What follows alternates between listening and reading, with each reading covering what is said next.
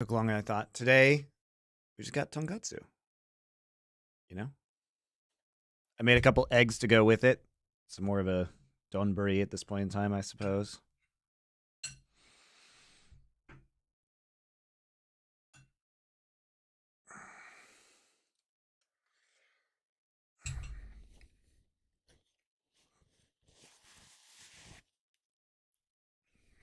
So yeah, good times.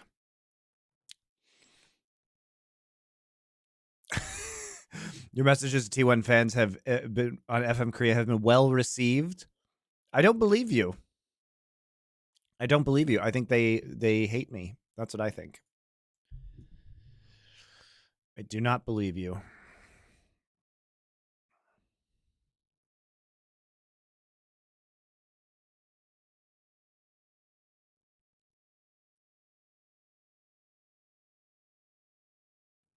We got our Corpse 9 video out, guys, on my channel. If you want to go check that out. Talking about the reasons why Cloud9 is not doing well. You watched the homework yesterday. See it for yourself.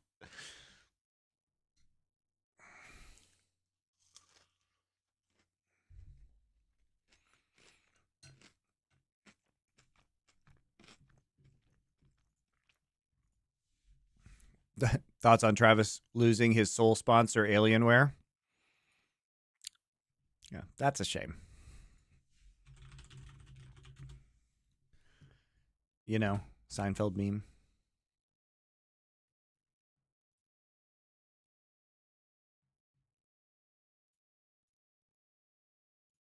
You know? They took Babu away. Yeah, the immigration guy said his visa was expired.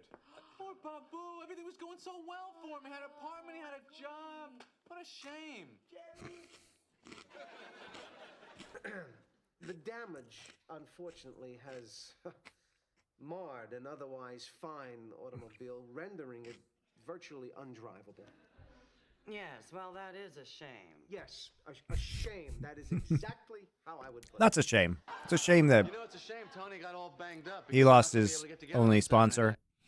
You know, some would say that it's suspicious that he couldn't get any more sponsors over many years of making content. I don't know. I'm not a business doctor. Actually, I am. That's a shame. Let's start with Fnatic G2. That said, what happens when that champion is no longer available? When he has to pivot because the historic. Let me get my pen up. Quick thoughts on Yamato and Carmine Corp. He's been freed from prison, dude. Imagine firing Yamato after what happened. It's so deranged. It's so deranged. Oh, the Tupac reference. Well, you know, they're French and they're 15 years old. So there was a 0% chance that any of them knew Tupac. So they were just not going to understand that reference, which does make it funnier in many ways. So shout out to Thorin. All right. Got somebody in sight tonight, guys. So we got to get through. We got to bang through these LEC games. I know I promised you LGD versus JDG or LNG versus JDG, but we're going to do that tomorrow.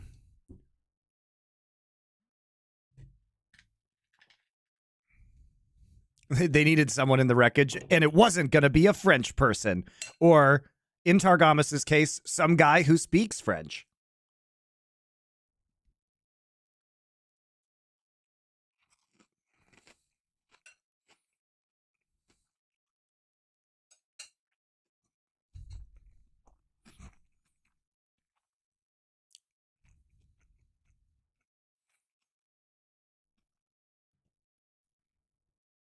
Historical criticism of Noah is that he's usually only looking good. Can Bo speak French? Right now, Time to learn French, buddy. You can see that being taken off the board. Karma also going to get banned. Yes, it is That's madness, crazy. especially because, you know, look, you know, the Lilia draft and Emilio was kind of bad, but he's also had a lot of very good drafts. You know what I mean, guys? Hashtag Yamato is the problem. It's so ridiculous. League of Legends is absurd, guys. League of Legends is absurd.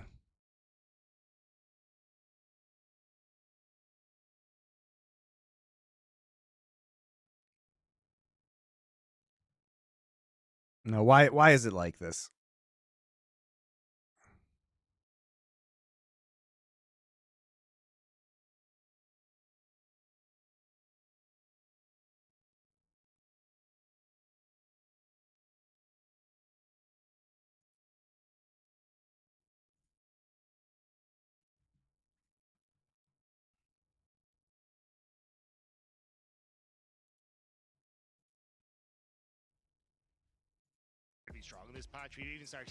Is TSM forever done? Sure looking that way. Sure looking that way. All right, guys. Let's get into it. So, Brand banned out against Razork. Oh, we're on 14.2 now. Whoa. Hence the karma ban. I was about to be surprised, but I am not surprised any longer. And it's more of a case of like, well, do we get to see BB bringing out like a Zach top? Is that Significantly more relevant across. Okay, Draven. No, Vransama. Maokai first. The thing that Cloud9 hates drafting for some reason. Senna here, Senna. All right, Lushanami, Senna, Nautilus in spite of no more double support item. Akali, no Akali for Caps. He had that big Akali game, no Hui. Did play that in the last round. And no Darius for Oscarinen. Is this going to be, is that because this is an Udyr? Nope, it's a LeBlanc for Caps again. Bigger priority for Caps, and that's why they're limiting the top lane. If LeBlanc runs up to the top side, and a Zac in the top side of the map. So got plenty of engage. This is crazy engage. Crazy engage. Poppy for Razork. Or Poppy for Oscarinen. So he can actually block the Zac engage, can't block the Maokai engage. I assume, well, we'll see if this is AP or AD LeBlanc. It could actually be either because you do have AP in the top side. Caps has preferred that AD LeBlanc. I have not done JDG versus LNG. I will do it tomorrow, guys. I have to get through these LEC games by tonight. I'm sorry. I've got Summoning Insight. So I will do probably, I mean, I'm definitely only doing Chinese games tomorrow, guys. So. Can't have triple AP topside. You can. You can. I mean, it doesn't really matter in this case. You can flex it either way. This provides a huge, huge front line for Lucian to get up pretty close and deal a ton of damage, though, which is exciting. Humanoid has been once again good on the Azir. And a reminder, what is on the line today? A spot in the top 4. Both these teams keen to get there. Getting into best of 5 with your extra life still intact in this double elimination bracket is huge. It's a massive boon as we go further into the winter split. It is a Doran's Blade start. This FM Korea thread is toxic. Of course it is. It's FM Korea. But since he also has attack speed, I'm pretty sure we're getting an Energizer LeBlanc. He has been the only person in our league. What is the website I use? Reddit. LOL Event VODs. Reddit. LOL Event VODs. Since it was adjusted on 14.1b to continue really to play it and find success with it, but it has looked very good, so I can't knock it. Yeah, I mean, it has been pretty strong. Knight and stuff are still playing over in the LPL, so I still think it has opportunities to be brought out. I still think it has its hold, but the thing I'm going to focus on is because actually... But you don't need LOL Event VODs because I'll just do it all for you.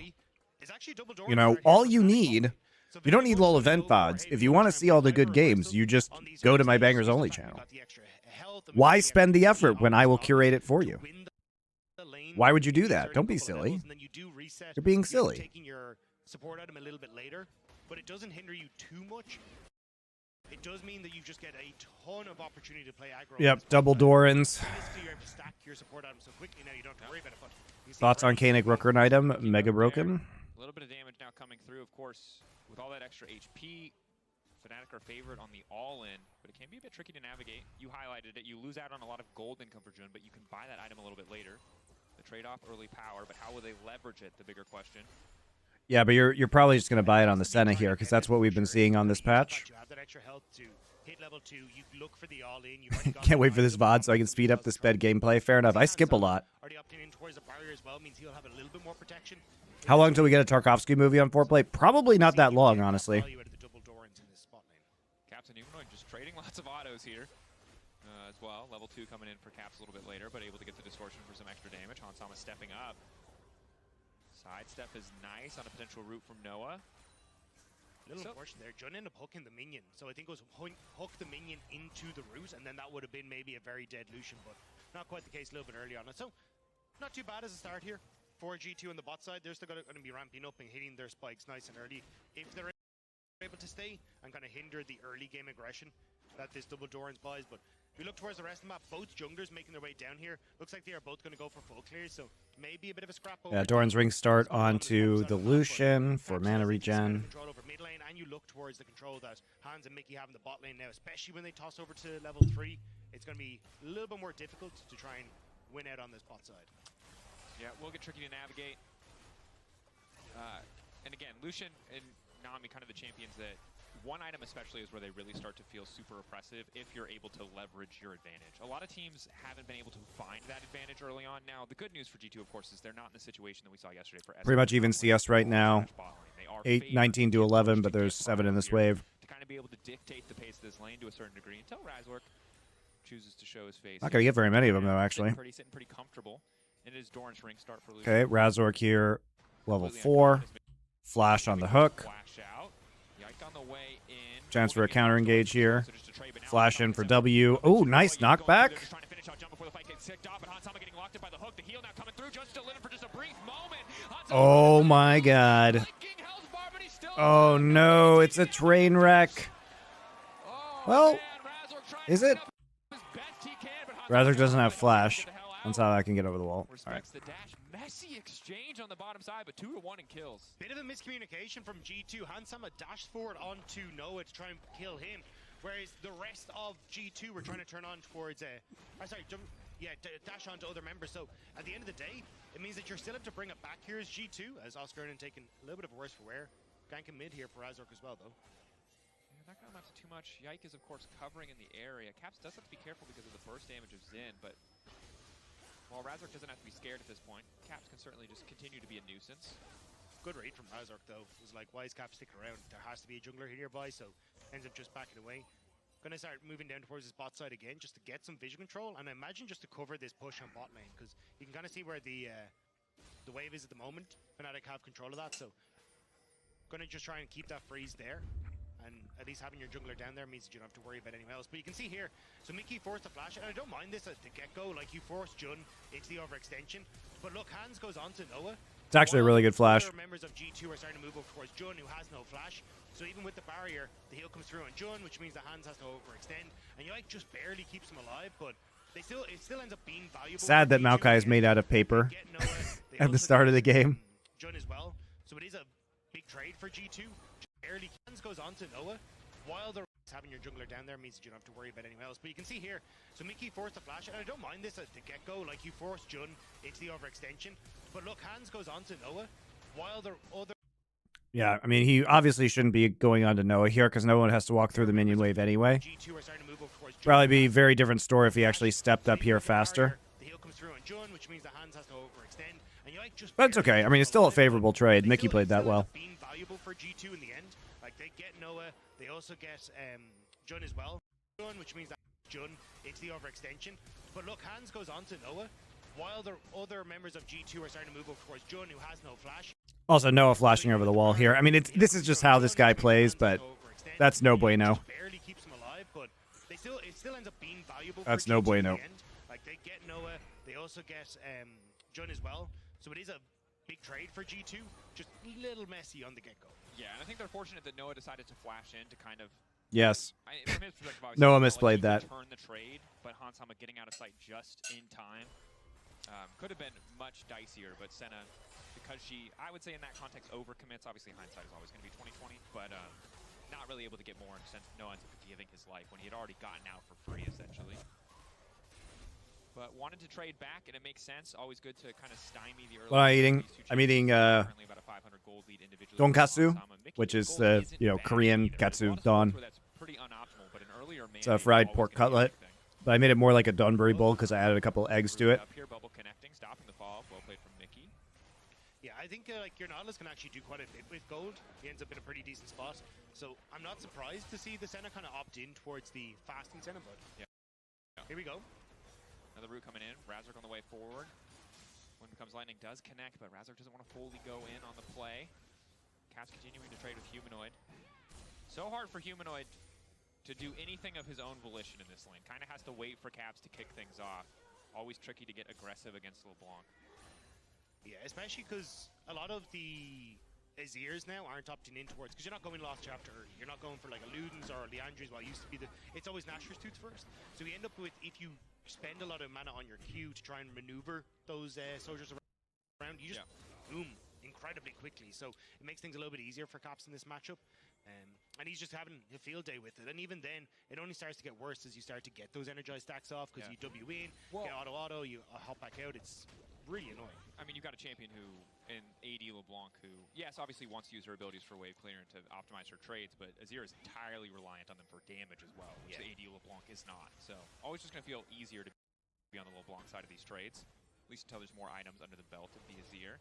Yikes, starting up the grubs here. Razork in the area, red buff there. Stacking up the 3-point strike, but won't get anything else. And just a single. I'm still a T1 fan, of course. Doing a good job of keeping track of T1's great. I mean, as you look towards that bot lane, Razork, I'm not a T1 fan though. I don't like the fans of As T1. you move up towards Void Grubs, he's like, okay, cool, I'm here to make sure you're not doing anything funky. So one Void Grub does go across, but if you can even just deny one here as Razork, you're in good shape. BB's starting to roam down though, which is going to force Razork away from the Void Grubs as well. So maybe Yike will start to feel a little bit more capable of going for something in that top side. Joe Marsh undeleted his Twitter, by the way. At the moment, G2 are playing very, very slow in trying to look off of wave states to get objectives, but the wave states aren't really in their favor, or they're not able to commit as much as they would like. Ooh, Caps marked there. What do you mean, no? Only the clone going to get the mark when the win becomes light. We want Joe Marsh's Twitter. Joe Marsh's Twitter provides content. Stopping the potential follow-up. I approve. Even though Now going in, Caps can just go right back. Yike there in the area to try and protect, but Azure Catalyst, why do you hate content? Doesn't quite have the knock-up. He's going to be forced to use it on the creep. Caps will make it out alive. Doesn't have TP, though, then that's big. No wave push, though. But laughing at his idiocy is great content. Focus to be on the dragon here. Caps just able to get just out of range of the ultimate from Razork, so he's trying to knock back Yike to then turn onto Caps and keep everything in check, but still control in the mid lane, going in favor of Fnatic, which means Dragon with the push on bot side will also go in favor of them. So even though it's been a lot of G2 trying to poke their heads in and see what they can do, they do have control over bot side with the kills, but at least objective control, Fnatic have been able to match a lot of what G2 want to do. Thus far they have level 6 for Jun, but That's now a not bit a of an Jun. all-in here. Mickey, I think, accidentally Eing himself in that trade. So the level 6 hit, you don't still level 5 on bot side. If this wave hits, they will hit 6 on bot lane. Yeah, you can see G2 are stepping forward to try to make sure the wave is cleared. Flash engage on Mickey, should just be one very dead fish. Nice flash out safety, but it will not stop the play from coming through. Hansama has the calling up and available and is trying to clear out Razork, but Noah is there to body block, continuing to step up, looking to get a little bit more damage down, forcing out the heal at the very least. Yeah, I see the LeBlanc coming. Need to get out alive if they want to make this play work. Caps continuing to jump in, double distortion, not a whole ton of damage there. Still, you got 2 flashes. You got all sums out of bot side for that. It's actually not terrible. Humanoid as well, getting some good damage on towards Yike. Got to play for himself off that as well. So you're going to force Yike kind of back out of position. So at the moment, Fnatic, yes, they have to burn all their summoner spells. So maybe there's an angle for Yike to punish at a later state. But at the moment, it's going to be them answering back for some of the deficit that's there. But you can still see 900 gold in favor of Hansama. Well, the kills and everything else is kind of helping us. It's tricky because we kind of need to swap them, because the Sen is obviously not farming. But Nautilus only has 96 gold over Mickey, and Mickey's got a mandate now. So individually, hard to make the comparison. Bot lane as a whole, very G2 favored, because while Hansama is struggling with bits and pieces, mandate is going to be a huge spike in their all-in damage. Yeah, exactly. So like that's where kind of you can see the massive differences, and I think as we start to move on, it's going to be a case of trying to get G2 to play more heavy down towards that bot side. Caps now got to very quickly finish off that static shiv. He's going to have more control over mid, and then you can good roam early bot side down towards the bottom side of the map and make sure you're in an okay spot alone. No in the area. Ulti not going to connect. Humanoid, I think, thought he had the timing, but Caps with just a sliver of a second left on the ability to reposition there. Yeah. I mean, I love seeing these two goes up against each other. These are like two of the, over the last couple of years, top performing mid laners in the league. So it's kind of cool to get every time you see them match up against each other. Well, and the thing is Travis is cooked as we speak right now. He and the Hotline League Beeps are arguing against best of in the LCS. You know, we didn't get always see Don't know what to tell you guys. Always get to see peak Humanoid, but when they play against each other, I feel Don't know like what to tell you. Why are we still having this debate? Like, one of the biggest factors in the LCS being bad is that they do not have enough stage experience, and they do not play in formats that the rest of the world plays in, so they're really ill-equipped in best ofs at international events. Yeah, like you look at the It is a giant, and let me make this very clear, giant waste of professional player time to spend an entire day going to the studio and warming up and having to go through all the pregame stuff to get on stage for 40 minutes. It is a giant waste of time. It takes the pro players the same amount of time to do a best of 3 versus a best of 1 in reality, because adding an hour and a half when you already have to use your whole day to go play in the studio is irrelevant. It allows you to take better risks, allows you to be more aggressive, allows you to limit test better, makes you a better team. No summoner spells on bot lane. That's the timer G2 are trying to work off of, but Razork is here to cover again. TP now coming in, all 5 members of G. Oh, this is a nice setup, even though Mickey X does actually miss the tidal wave here. Razork is here to cover again.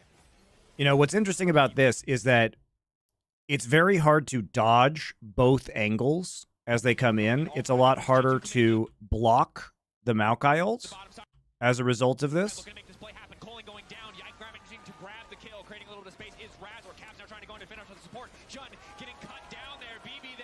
And you don't expect the 5-player dive either, right? You know, let's look at what Broken Blade is doing. He actually just proxies and then waits for the TP timing. It's a really excellent dive. Humanoid doesn't have TP, so he can't TP under the turret. He actually doesn't have Emperor's Divide either because he missed it onto Caps earlier. So this is a beautifully orchestrated and set up play by G2. Very, very, very, very good read. Oscarinen doesn't have TP. This is wonderfully done. The terror aggro trading was so well executed by G2. Everyone just sitting there until they could just about get away with it. And BB, look, yes, Thoughts on BDS as a team? Well, we're going to take a look at them today after this. But he doesn't mind in the grand scheme of things. Getting Lucian ahead is much bigger on their agenda. Is Perks good now? No.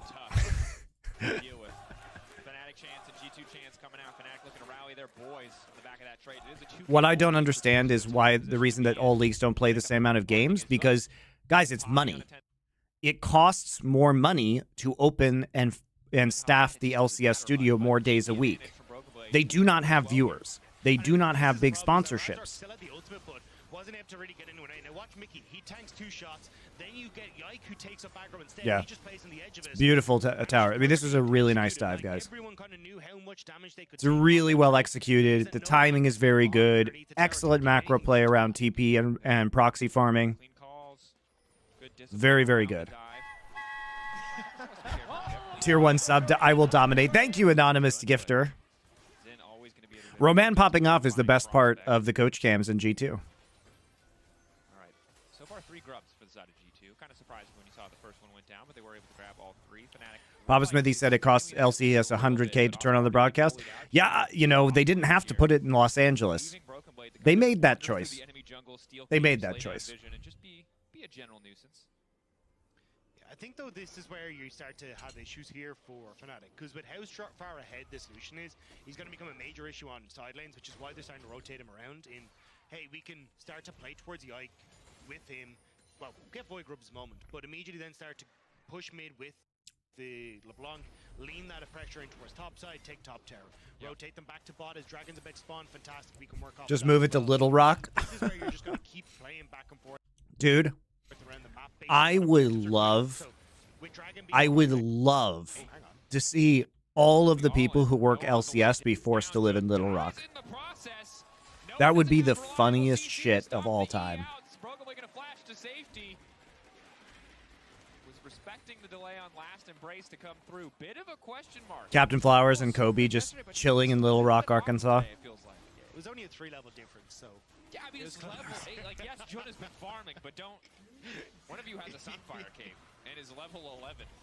Razork might make the same mistake. Drinking moonshine in the swamp. Oh my gosh, just the Boo Saga unfolding live on our stage. How many people are going to throw into Broken Blade? G2.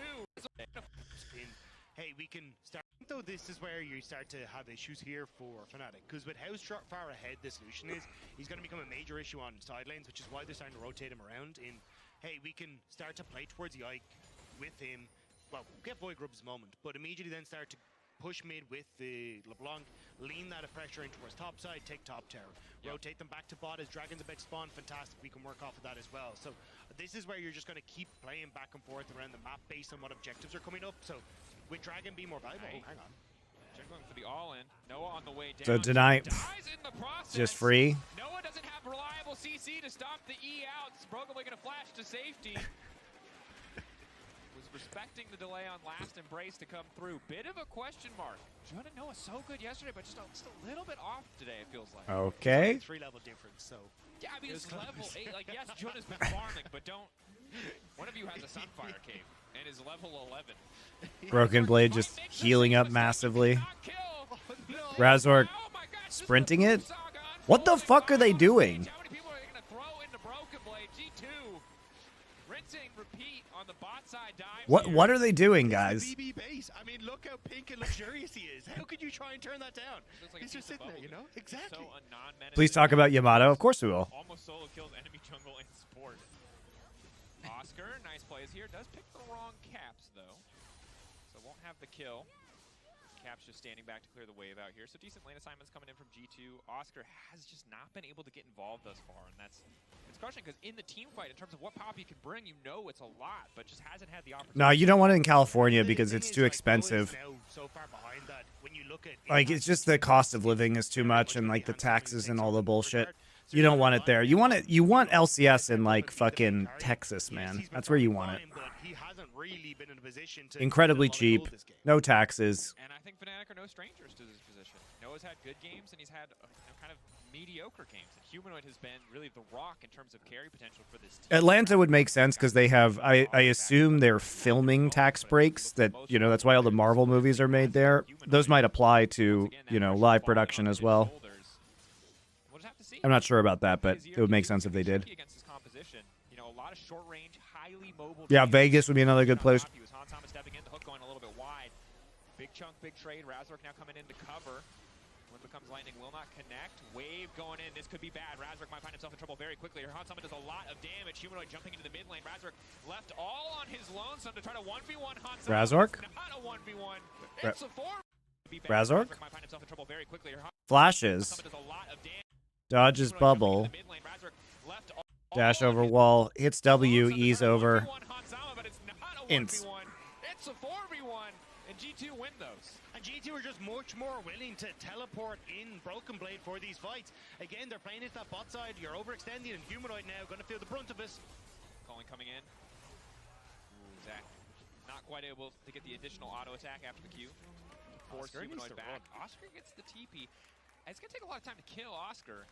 Fnatic maybe hoping for a counterplay here. Oscar will back away. G2 is going to be happy with the Herald. And really total control for G2. Yes, they've traded on Drakes. Yes, it's only 3 Grub buff, but grabbing the Herald now as well will only further extend their gold lead. Right now it's teetering around 4K. It'll be over 4K once they're able to crash that in. And this is supposed to be the part of G2 where you're less scared of them. Like, the early game has not been their strong suit when you look over the course of winter. They've had a very, well, I was going to say few, but they've had a lot of fumbles in the early stages. You even got to see it yesterday in Game 1 versus Fnatic. This time, though, this has been significantly cleaner. Like, TPs from BB to look for dives. They've had a clear-cut game plan of let's get Hansama ahead. It's worked out fantastically. And now the fact that you're getting all this vision that in a moment will be restocked in towards River just allows Hansama to play very aggressive on mid-wave once again. And if you do try and go for something, it just feels like G2 are always set up to play around this Lucian significantly better than Fnatic are. Yep, another sidestepped hook. And immediately you can see Fnatic just have to back away. Hansama has more than enough damage to kill both Noah and Jun if left alone. He does have to be careful though, because like you actually need to get your vision in river established before you try and go for these plays. Because you can see there, right? Razork is waiting in the wings. If you overextend there and suddenly Jun ultimate in on top of you, that's your flash, your barrier, and then you've got Razork who can still get the CC to follow up. So you do need to take it slow and wait till you actually have push on side lanes before you go. So Hans, look at side lanes. There's no pressure on side lanes. You cannot play that far up because this is what Fnatic are waiting for you. That make that one fumble. Credit to G2 though. They're just hard winning through bot. Have that level of discipline. That's part of the reason why we've seen Lucian Spirit Visage now completed for Broken Blade, so he's going to be even more of a menace when it comes to healing. They're so tanky, guys. And the Senna is just so far behind at this point. Yeah, how are they going to do any damage? It's all on Humanoid. But this is just a classic wet noodle fight. Difference, of course, being Zach has much better sustain than Poppy, so there's just really no kill pressure. Yeah, and again, this is more of a case of BB getting control by Babe to push the wave super easily and having a ton of escapes if he ever gets jumped on that top side. But for G2, it's like this is kind of what you needed, right? Shove in bot with caps, make sure you can get that vision control that we just talked about. Dragon is going to be up in just under a minute's time, so you've got aggressive on the mid wave. Hansama. Big chunk of damage. Was first strike coming available? It was plus 62. Side of the map and you know, this is just super good protection for Hansama, by the way. Like, when you want to dash forward as Lucian and like use the culling, you actually just have to have map knowledge. And they've been going through the enemy jungle right here. Caps is over here. Maokai's waiting. So it allows you to play Lucian more aggressively and get those big chunks that are, you know, really necessary. Making it easy. That said, Caps just kind of lurking near. Wait, does nobody? I know LCS's Dragon Timer was broken. Does no? I guess nobody has Dragon Timer this week. How fucking weird. Making money, making it easy. That said, Caps just kind of lurking near the side lane. Has Voltaic Cyclo Sword. So the second Energizer item completed. And this is where Humanoid's life gets annoying. In a team fight, he can do so much work. In a side lane, he's playing against one of the least interactive champions in the game. Hey, look at these. Look at these trades. Hansama just doing a great job playing this Lucian, but this is really a team effort of providing safety for the Lucian with a lot of vision control and pressure, because it allows you to get the upfront chunks done, which is there. That's just so important, guys. He walks away, and if you're not ready to force a fight right then and there, it's just free poke. BB and Oscar walking hand in hand through the jungle now. Knockback. Straight to the wave. Oh, that was nice of him. Make sure he got the CS, you know? Yeah, Top actually, laners gotta look out for each other right here. I know there are pings in the mid lane. Let's not go there. Let's just watch these two fight each other. Nearly got him there. Nearly got it. Okay, never mind. All right, we're not going to watch that anymore. Jun. Okay, Bubble there. Mickey just going to walk away. And Caps. Ready to complete the highly interactive play pattern of Energizer LeBlanc. Leap in. Get a slightly negative trade. Leap out. It'll come back though. Fleet footwork, you know. Yeah, he'll get the HP back with fleet footwork. Less valuable, but still, it'll be all right. I think though you will see G2 go for the resets here. They fired the Dragon Timer guy. I mean, something's broken on this patch, right? It's really screwed up. It's very annoying. And for Fnatic side, that's perfect because you get Noah, who's going to get to scale towards infinity. Human are going to get these items as well. And the biggest problem is that Hansama isn't able to really follow up on a lot of the plays he's making in mid because you just don't have the vision. Now, he has got some poke damage on mid, and with the Rift Tower coming, the collapse is already coming through for G2 on this mid lane turret. Thumbs up. He's like, I got it going in the right direction. We didn't fuck this up, guys. Dude, Razork is just getting fucked up this game.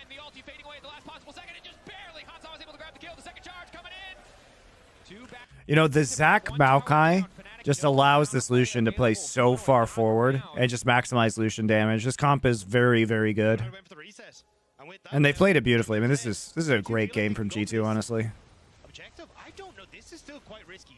Gave him the old macro blast in the bot lane. Lost almost nothing for those repeated dives. Noah and June running it down. Razork running it down. Starting to play back. Flank coming in from Caps. Humanoid distracted for a brief moment. Broken Blade able to proc the Q. 3K getting lower. Lucian knocked out of the pit. It's time for to leverage some of the power of this Poppy. If given the opportunity, his ulti is up and available. G2 starting to play back. Flank coming in from Caps. Humanoid distracted for a brief moment. Broken Blade able to proc. Yeah, he just doesn't care. Just ults and sidesteps. Just getting danced on by Caps, and here comes Hansama with the damage to finish the job. Making out flashing out to save The objective getting lower and lower. There it is. Just soloing it. It's absolute chaos in the pit. It's a fight on so many fronts, and Fnatic are just getting 1 billion damage from Lucian. This is actually one of the best Western Lucian games we've seen, guys. They're playing it properly. They've got a good comp for it. They're playing it properly. They're snowballing through bot lane. Woo! G2, Western Saviors. Yikes, save W for Poppy. Did he W? I thought I saw that too. Did he just W? What did he W? Because he's untargetable, right? Which is smart. Oh, he W's Baron. He W's onto Baron. That's smart. It's very smart. Lucian knocked out of the pit. It's time for Fnatic to fight if they can find the angle. But Humanoid just spend everything and get absolutely nothing in return. Oh, God. Versus several members of G2 off the side. Caps does a great job of separating them. Yike plays this really well. You've got Jun and Noah that are in this pit. No one's able to It's good shot calling. I mean, they know the one thing that could fuck this up. And then with the repositioning that ends up happening to Pansama, Humanoid's just on his own against the two carries in the game. Noah, yes, you're in a fine spot to just sit there in the back of the pit, but you're not really hitting onto the core members, and there's no real damage that's left because Humanoid, he's just trying to put everything into Caps, who's dancing around him. Yeah, I mean, Humanoid burn all his cooldowns just trying to go even with Caps. But It's a 100 Thieves t-shirt at a store for thrift bucks, for $6, but they sell out every drop, guys. They're a real apparel company who sells millions of shirts, right? Right? It's not just a 200 shirt drop that they sell out of instantly and then have a parade on social media. It's definitely not that, guys. Them as chains, and they're just gonna strap it to Humanoid because they know Noah's a broke boy, and there's nothing he can do about it. He can't farm. He just needs souls and time. He has a blood song and a dream. Like when the soul count hits like 140, we can start talking about Senna as a character. 100 Thieves is the next Supreme. What are you talking about? Hansama didn't have first strike up, it looks like, so won't be able to make money off of full ulting Oscar in it. 100 Thieves is the new Supreme. This is so Get it while it's hot. I mean, just look at the discrepancy between the 80 carries is exacerbated by the fact that Noah is, of course, not farming, not CSing. But Didn't 100 Thieves win LCS once and nobody cared? Well, Nadeshot cared. It was actually the one time he's ever cared about League of Legends. You know, he spends most of his time ignoring League of Legends, but he cared one time. He has complete faith in his ability not to die again. I mean, it's 5.5K, but don't worry, Nautilus losing by 200 gold is making up for it. It's all right, guys. They sold their energy drink, so they're saved. They definitely didn't waste a bunch of money trying to be a game developer and then have to sell off their assets afterwards. That definitely didn't happen. You're just never able to try and play for it. And a lot just goes back to that first tower dive. You have a much closer game until G2 are able to pull off that first tower dive on the bottom side. Part of that is Broken Blade has a TP advantage. When did that happen? They announced they were developing their own game a couple years ago. Yeah, G2 clearly a team that have you seen that game? Of course you haven't. But Nadeshot says it's really good, so he's tried it. Has not been able to participate in the game. Caps is just constantly threatening specifically him and mostly him alone. But that's the thing is, like, if you try to put Oscar in against Caps, Caps just takes turns. Like, he just pushes too effectively. He's able to whittle Oscar until health bar down, and you just never really get to play against them. And even if you end up underneath the tower, I mean, Caps is just going to take the turret. So Humanoid by default has to go against Caps, and you can even see then it's still just working. Have I heard much about Reynad's game in the Bazaar? I really like Reynad as a person. I'm interested in what he's doing. I know he spent like so much money on it. And now we're getting to see Caps kind of entering that zone as well. I have much more confidence in Reynad actually releasing a game someday because he's a fucking grinder than I do 100 Thieves becoming a AAA game developer. You don't do a lot of damage on this version of AD LeBlanc. It's decent, but your team needs to play around kind of the disruption that you're going to bring to the table. Because it's not, you know, Tri-Force static when that build was super. It's been such a clean game from G2. It's still good. It's good damage. Such a clean game. You love to see it. So dominant. It's just a case of you can't be ignored, right? When it comes into team fights, like we saw it at that Baron fight, where Humanoid just couldn't ignore Caps as he was poking him down, and that's where it gets very, very annoying, because it's how do I then split my damage? The whole front to back concept goes out the window. Yep. But Caps, now going to see if you can find him. Flank coming in for Caps, can just go right back, has caught the Nautilus ultimate, it looks like. Retreat now coming in, Oscar in the midst of the entire team. Caps dodges his 0 ult again. continuing to step forward. Coling going down, but Yike and BB are right back into the middle of the fight. The knockback into the BB? tower is big, though. Broken I still got ult. Let's bounce out to safety. Nice bubble coming in, hitting Jun off to the side. Eyes on Hansama. He is the damage for G2, but he can't get through the line quite fast enough. Caps continuing to poke, continuing to be a nuisance. Humanoid A nuisance. He's gone French. Dracos has gone French. G2 overplaying their hand. He is a nuisance. Losing so many summoner spells in this exchange, just trying to push a little bit deeper on the top side of the map. G2 just saying sorry, didn't want to be here, didn't want to interrupt, sir. We'll back it on up. Fnatic doing a really good job there playing under turret, especially Zach looking really weak. French, I'm French. Renekton. One of the GOAT League of Legends interviews. If you guys haven't seen that. When you see him on screen. So funny. Above his level, that'll tell you if he With has Rachel Kuriko. But yeah, he would have been able to possibly get out, but if he went down, it would have been G2 having to commit to get him out, and with the way Fnatic were playing that fight, I think it might have gone Fnatic's favor. Oscar. You hear tomorrow big? Here until someone else Yes. back him up. Movement speed steroid from Mickey, gonna make sure Go it's Carmack. safely. Trolling pro players in LoL who didn't know who he was because they were not OG esports people, so he could get away with pretending to be a foreign reporter. So I would overall say that's a very positive trade for Fnatic. Still hard to convert that into anything else, but if they find a fight in the next few minutes, maybe they can get something done. Wave going in, not going to connect onto anybody, however. Just giving G2 a bit more space in the mid lane. Baron around the corner, 9 seconds till that responds. And of course, it is also sole point for G2. Something that has to be respected. Fnatic. All right, here we go again, guys. Here. We'll have to find a way through Caps to get to this objective. Trying to just go through all the vision that I've set up. That's TP coming. No, just setting a bait. They want to fight. Where is Zaku? Here he comes. Oh my God. Zach Gaming, guys.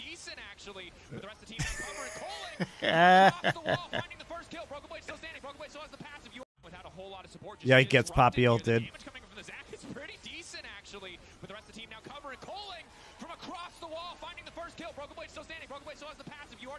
Oh my God, the healing is so gross.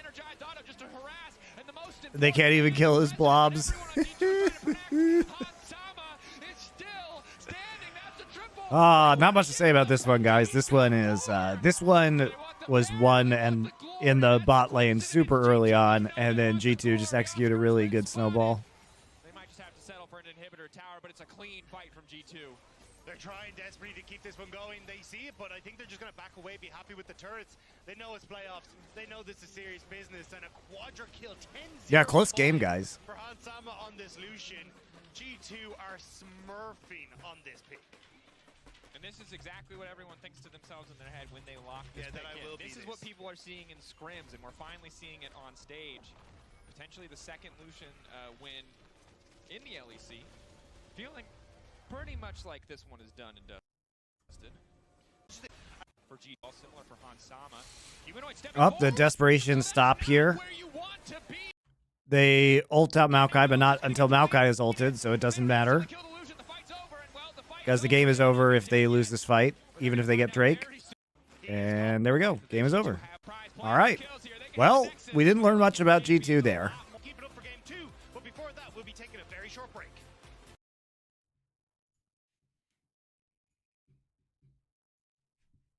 Your team are here tomorrow big, not normal English?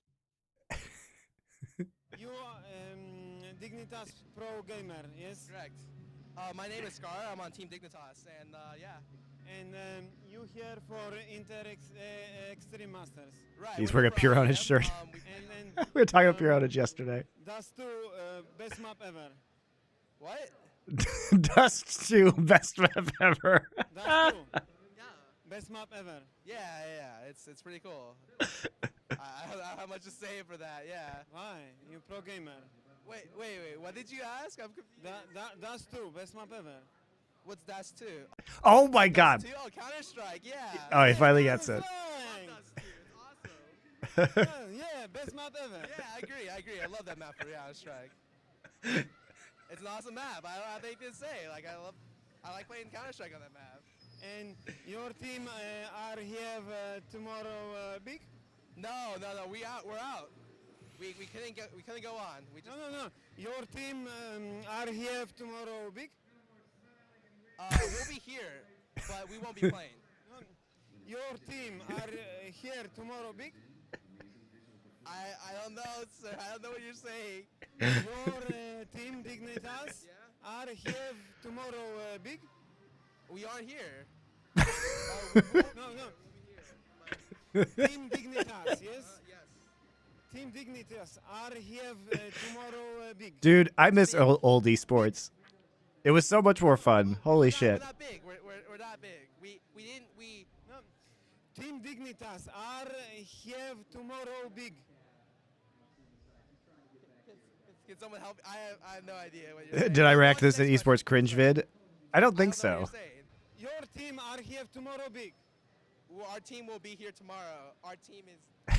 Yes. Carmack speaks perfect English. He pretends to be an Eastern European reporter called Ushat to troll people. It's very funny. I can't understand you. He can't get away with it now because now everybody knows who he is. But the league players at the time didn't know who he was, even though he's been in esports forever. Like, he could never do this to a Counter-Strike player at this point in time. Yes or no? Yes. Yeah, Okay. very good. Okay, yeah. You understand now? Kind of, yeah. Kind of, yeah. Good. And why? Why? Why? Because we want to win, or we want to play. Yeah, I don't know. We're just here because. I'm kind of confused now. Why? I'm confused. Can we get? Why? I'm kind of confused. Yeah. All right. Well, this is my team. Boy. Say it again. Say what you just said. Your team are here tomorrow, big. We're here tomorrow, big. That's what I thought he said. Your team are here tomorrow, big. Oh, well, we are not in the next round. We unfortunately lost in the groups. Slower, please. My English small. Yeah. Slower, please. Oh, Your okay. team are here tomorrow, big. We're gonna be here tomorrow. What do you big? That's what I thought. Oh my God! It's not just me. It's him too. It's Hotshot. Why'd you troll me? Why'd you set me up with this interview? Holy shit! What do you mean? All right. Ask him. Your team are here tomorrow, big. Not normal English. Yeah. No, that's normal. That's a little bit normal English. You just gotta work. Why no understand? Oh, hold on. American. I'm pretty. I don't know what to say anymore. Why with hotshot normal interview always? And Team Nick Hotshot is a Team lie. Nick just not professional. Lie. He's trolling us so hard. We're not. Why? He big star, I know. big professional star, and He's big. He just starts insulting them. It's great. What do you mean? We won't be playing tomorrow. We are why? in group stages. We place third. Yeah, it's Carmack. Top two go on. So we're out tomorrow. Why? Because we lost.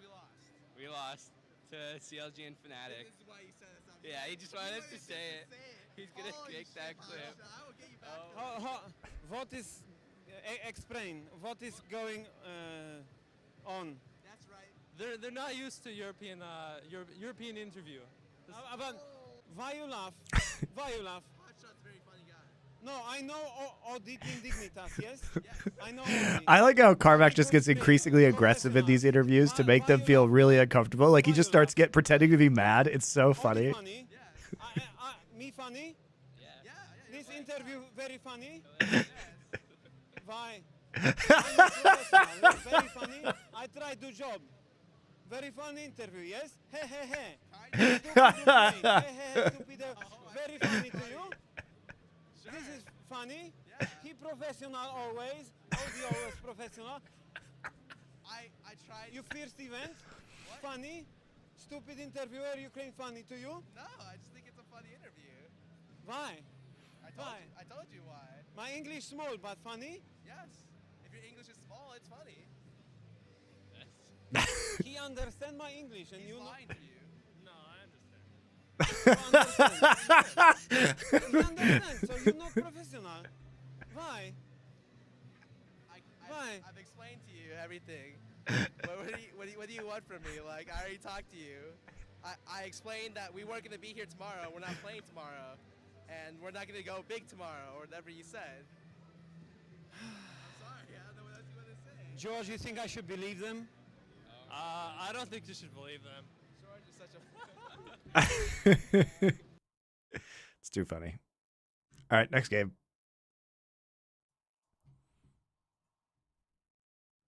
Like they could just push mid, push bot, get Azir tower, and just slow them down and just buy more time on the tier 2s, keep defending. Yeah. I feel like they could have won actually, even with like 10k lead down. But and it's best of 3, don't forget. So I think making enemy like very exhausted in this type of situations, making them a big, like let's say that you're 10k down, but you play for 40 minutes, you make them sweat. It takes a toll on you for the next game, and I think it's better than just go to Nash and hope for the best, die and go next game, you know? Yeah, I just want to see if they change their approach here, or if they're confident in what they had prepped today against G2 with the Varus being locked in early. So it looks like it's going to be a different approach. We're already seeing a slightly different draft, which is natural considering that Fnatic is on the blue side this time around. Last draft. First sub of the day. Thank you, Stealing Yo IPs. Welcome back. And they ended up banning. Live for an hour 7. 1 subscription. So poor. Give my money to Daddy Monty for diapers. Thank you. Kalista leaving Varus open. And, well, okay, so back on the so far, Karma banning train. Philios going to be up this time. It was banned by G2 in the last game. They're going to take a Philios. And Jin Zhao. Thank you, Finding Mimeo, for your Twitch Prime sub. Appreciate it. You just make them show more picks and maybe hope that you can get better support matchup. I don't know. Any OPs that you want to lock in here, or do you want to match? Well, I think you just match, honestly, with probably a Kali or something. Well, it's caps. Blind Jacks for Oscarinin. Okay, very strong, level 1. There's the Ashe Blitz and Ashe bans. That's not surprising. You don't want the Ashe with the Varus being picked up. They take away the Azir Nautilus with Varus. And Gragas jungle? I like this pick a lot because I mean, you rarely see and Gragas. And there's the Poppy.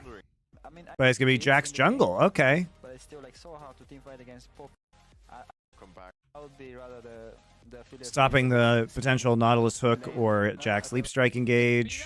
Put themselves under an incredibly high burden of execution. This game, not really. Do you feel like if you aren't already a well-known streamer by now, it's impossible to get very big? No, I don't think it's impossible. I think it's hard. That's just entertainment. That can be said about any field. You know, if you aren't a movie star right now, is it hard to be a movie star? If you're not a platinum-selling musical artist, is it hard to be a platinum-selling musical artist? Like, it's just, that's entertainment, baby. With those combos, kind of just nullifies itself. Yeah. Curious to see how aggressive Noah and Jun can get on the bottom side in the early laning phase. Obviously, at a range disadvantage, but with Hail of Blades and a longsword start, you should pull ahead in sustain at least. As long as you've got pots ready to go. Thank you, Mazone, for the Twitch Prime sub. Happy to see me streaming on YouTube. Yeah, I am streaming on YouTube. Out early. Nice early boon to the side of Fnatic. Can they punish? Gonna make ganking mid so easy, especially in the first few levels. Talking about shirts, hoodies for someone, or win some LFN goodies. Yeah, we will get some merch eventually, guys. It just hasn't been a priority. G2 actually coming out on top in that trade overall. It's hard to set up merch with like international shipping and stuff like that. With a split map for Yike, who's going to try and go in to steal away the boost on the opposite side, but I think that kind of favors Fnatic in a lot of ways. You need LFN hoodies? Well, you should have come to our party in San Francisco at Worlds where we gave away hundreds of free pieces of merch. Exactly what the pathing is here from Yike. So all said and done, I think Fnatic very happy with one burning collapse splash. Now opens up Razor's trying to play for there, and G2 acting is going to pull ahead in sustain at least, as long as you've got pots ready to go. Caps waiting in the brush here. Will have spotted out. He's going to drop a ward. Didn't see him. Is waiting. Is going to force. Our audience is pretty split between North America and Europe. Side of Fnatic. Can they punish? Going to make ganking mid so easy, especially in the first few levels. If he doesn't take. All right, so early invade here. He might find himself the victim of very. Green Gun, Aphelios with Milio, very potentially dangerous early on. Warm hugs and Guardian. G2 actually coming out on top in that trade overall. Yeah, the level 1 power is very strong. But they don't have as much of an opportunity to skirmish, so it will help at least the Varus Nautilus get to level 2. They know that it's going to be vertical jungling, so they actually can't play aggressively with Aphelios Nautilus at level 1. Exactly what the pathing is here from Yikes. So all said and done, I think Fnatic very happy with one burning collapse flash. Now opens up Razor's trying to play for there, and Poppy level 1 appears to be stronger than Gragas level 1, which is not very surprising, but Broken Blade pushing it to the fullest extent. Well, I mean, you have Buckler, so it's easy to trade. Noah, 1, 2, 3 on the Hail Blades autos, only going to get 2 as well as the Hail of Arrows, but good trade overall. And I'm ready to see what Noah can do, honestly, on the lethality Varus. He looked so solid on it yesterday. Looking for an opportunity at redemption after that game 1. Pretty lackluster Senna game. Wasn't really able to have a lot of impact. Well, they know that Yikes on this bottom side, so I wouldn't be surprised if they just try and crash. Well, he needs to crash his way fairly quickly before he makes his way in. Hope goes wide again from Jun. A little bit tricky there. Cozy Campfire fading away, and Noah taking a lot of damage. But Recall gonna come. I think this lane is pretty rough early. Cryvon! Thank you for your Twitch Prime sub. What are my thoughts on the sacking of Yamato? Dumb, but we've got SI tonight to talk about it, so I'll wait to have that conversation with Thorin. Really stupid, though. I mean, it's the reasons you think it is. It's not. I don't have wildly different opinions from other people, I think. Razor can now take his time. He doesn't need to leap strike. He's going to go to the Cozy Campfire is going to be massive, but here we go. Oscar Renan looking for the setup, looking for the angle. Where's Poppy W? Razor can now take his time. He doesn't need to leap strike. He's going to go for it. Broken Blade doesn't use the steadfast presence, interestingly enough. Maybe wanting it for the movement speed steroid. It's done there. Where, is it on cooldown? Now, but all the dashes have already been used. Okay. Okay.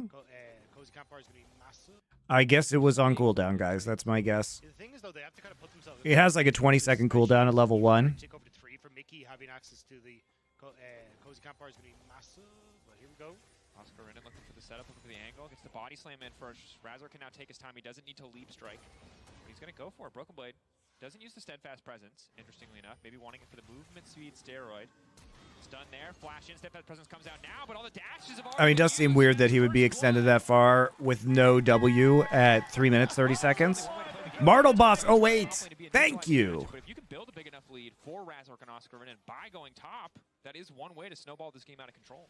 Yep, really nice start, and even Yike not really in a position to try and go for a play on mid. You can see him hovering. Yeah, now we know definitively that French children do not know Tupac Shakur. From Thorin's tweet, we can say with utter certainty that French children do not know Tupac. They probably forgot about Dre, too. Shameful. I think if you've got the opportunity with Razork already having this advantage, I think you can play more for the 2v2 on mid as well. But yeah, you can see now what we were talking about on bot side.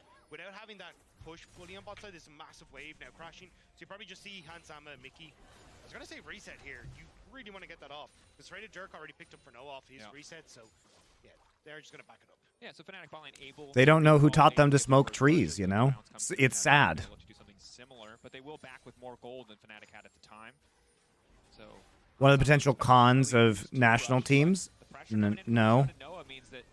It's a con of having a streamer manage an esports team. Okay? Let me ask you a different question. Do you want Kameto managing your favorite sports team? Do you want him managing whatever your favorite sports team is? Do you want him managing PSG? Do you want that? Do you think that's a good idea? Let's not blame nationalism. Let's blame streamers. One big Buddha cheese. Thank you for your Twitch Prime subscription.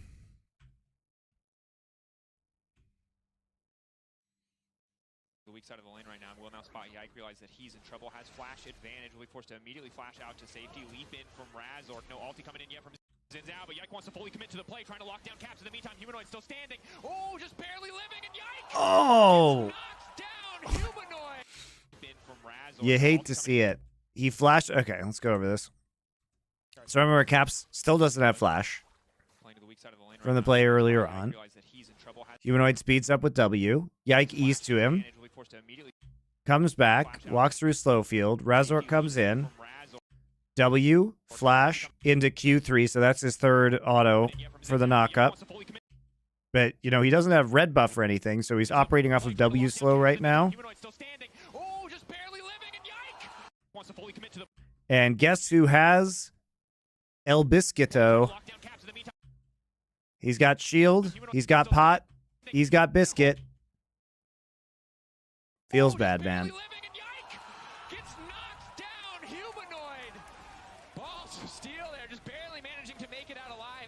Call from the mid-jungle duo, Rob. You called it, and on the bot side, we're already seeing the all-in, but Hansama, terrible guns for fight means that there's nothing here for G2. An excellent hook now going in. Mickey's going to be in trouble. Noah doesn't have the damage to follow up, but Yike is sprinting to the bottom lane to cover. You've also got a Jack. Yeah, Caps is useless. I mean, what is he supposed to do? Like, it's not his problem that Yike is going in on this. You know, you already force this. Trying to lock down Caps in the meantime. Humanoid still standing. Oh, just barely. He's in trouble. Has flash. Does Caps just not have mana for shifting sands?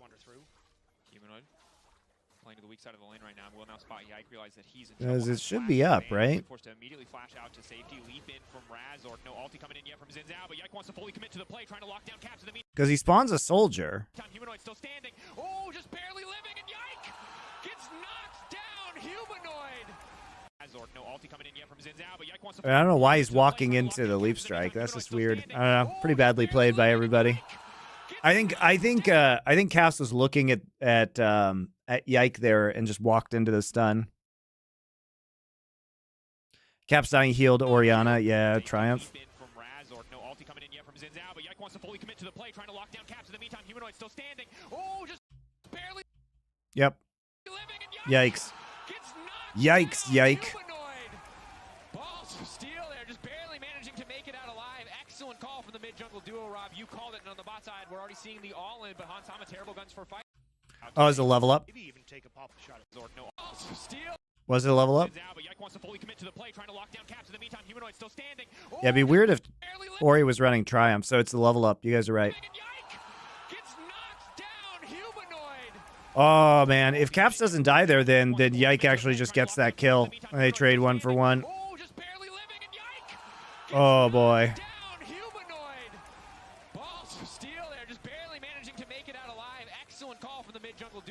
Yeah, Shifting Sands was what must have been canceled, because you see him get... I'm not sure what happens, but you see him get the shield right here. Because he places a soldier down here. And he gets the shield. So I'm not sure what happened. I'm not sure what happened.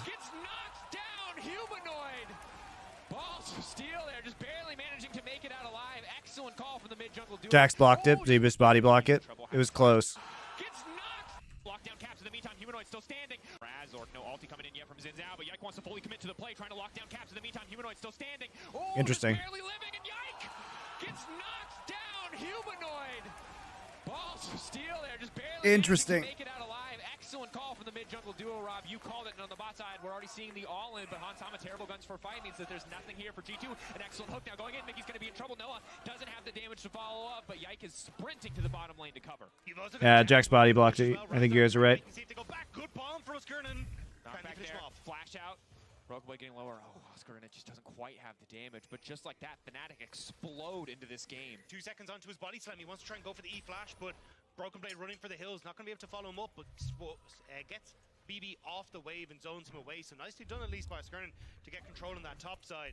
And you see here, Yike goes for the E first. A lot of times you'll see the Zinzao do this because you still get the slow from the wind becomes lightning, but even with the knockup, Humanoid just able to get the shield down to keep himself topped up. It's a level up that killed him. To finish him off, and then having that pot running with the Triumph. Massive win for Fnatic in the mid lane. You can see the back end staff delighted with that one. I mean, a sigh of relief. Also, the pop from the biscuit too helped. You get the 2 for 1 is huge. Humanoid already pulling ahead. Was playing probably too aggressively in that lane phase, trying to leverage the flash advantage. Shockwave there, Caps.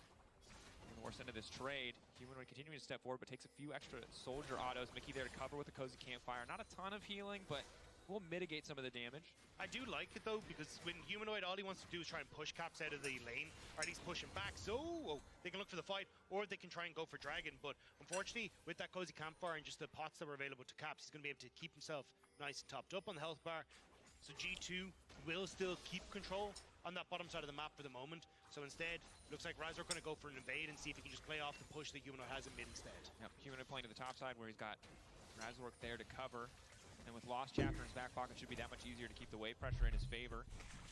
Oscar going for more of an AP-focused build, so has to commit a bit more mana to clear the wave as opposed to the infinite bomby Cinder clear that Broken Blade is bringing to the table. But going in, not connecting. Ooh, arrow not hitting either.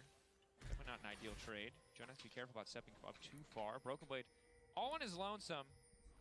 But yeah, Razor doesn't do that much damage quite yet. Might be a bit of a different story once Titanic comes through. Yeah, we're unsure where Yike was as well, so don't want to fully commit. Jun going wide again. Oh!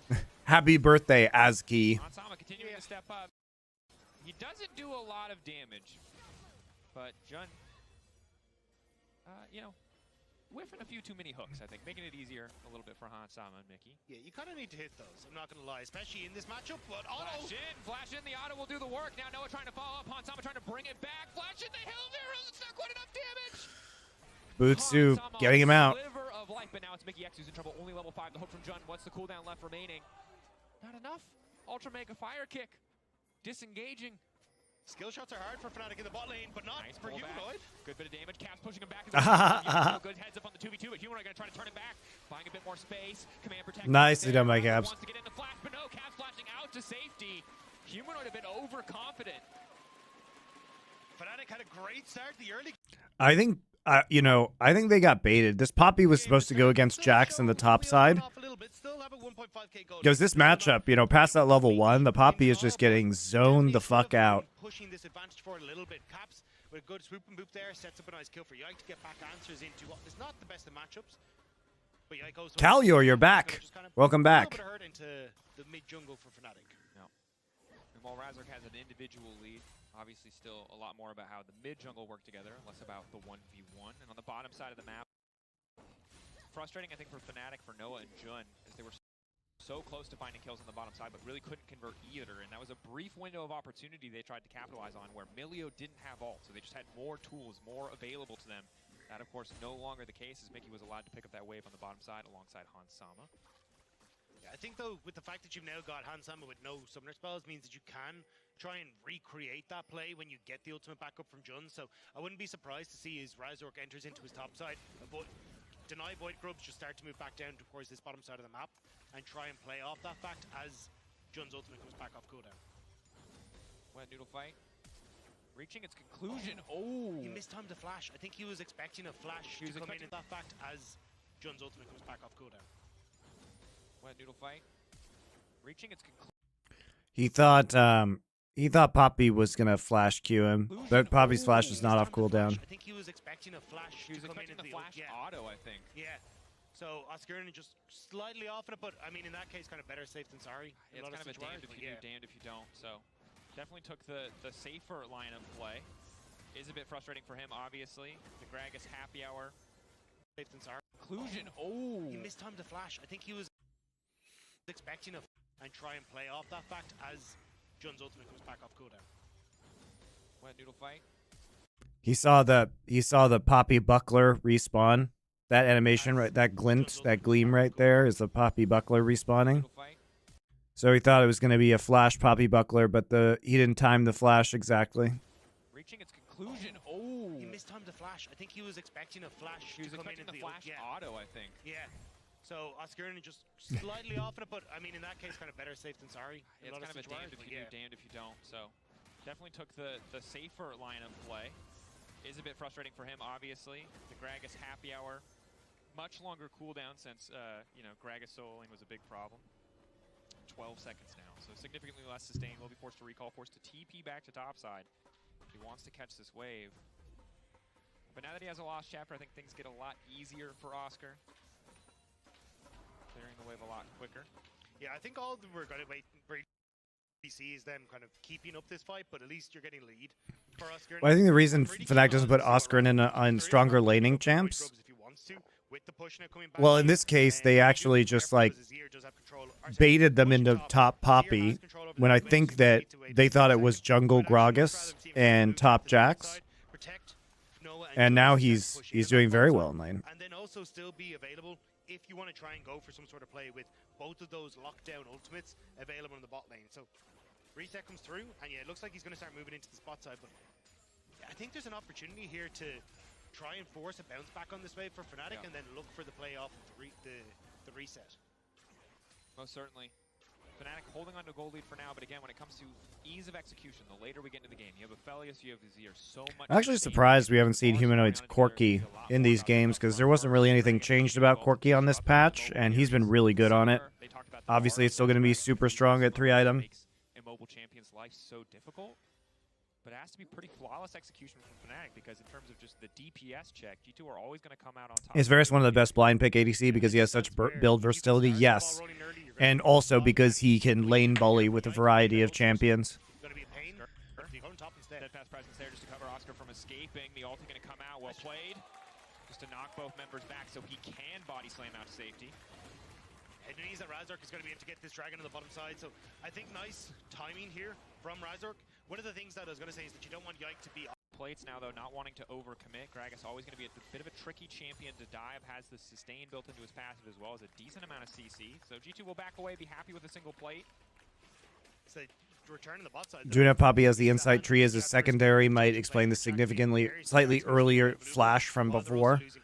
Well, he might have the summoner spell cooldown rune. Off on the bottom side of the map, Mickey flash out to safety, multiple summoner spells burned. Hansama ready to turn this one back with the hook connects, and that's everything.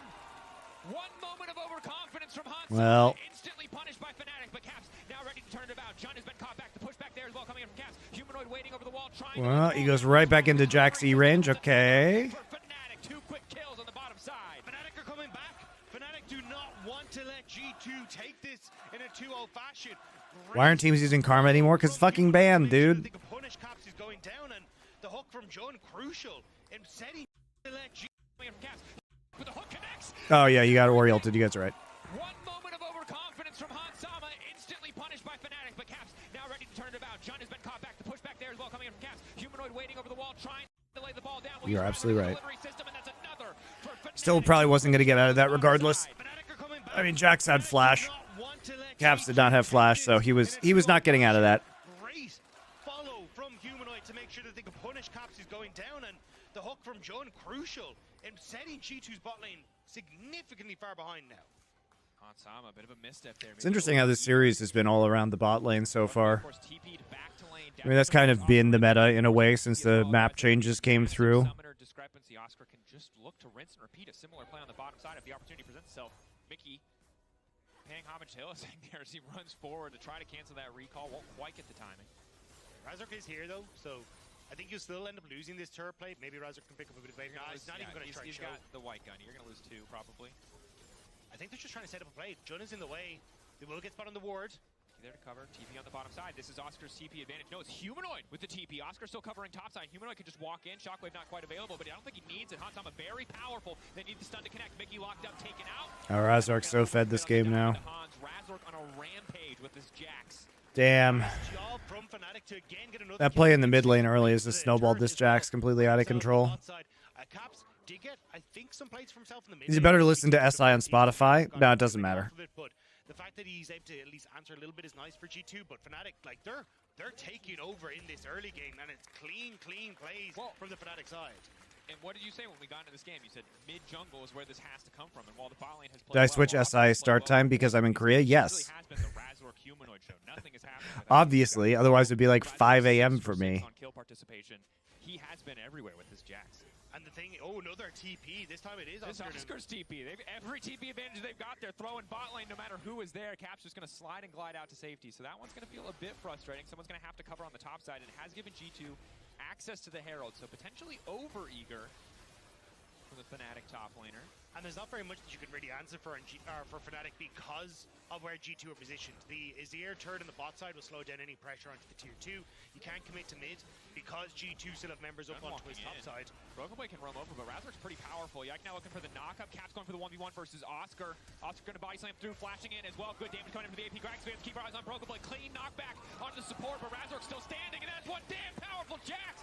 Backed up by Humanoid in the exchange. The 1v1 in the Yeah, this Xin Zhao ult is not going to do anything to this Jax right now.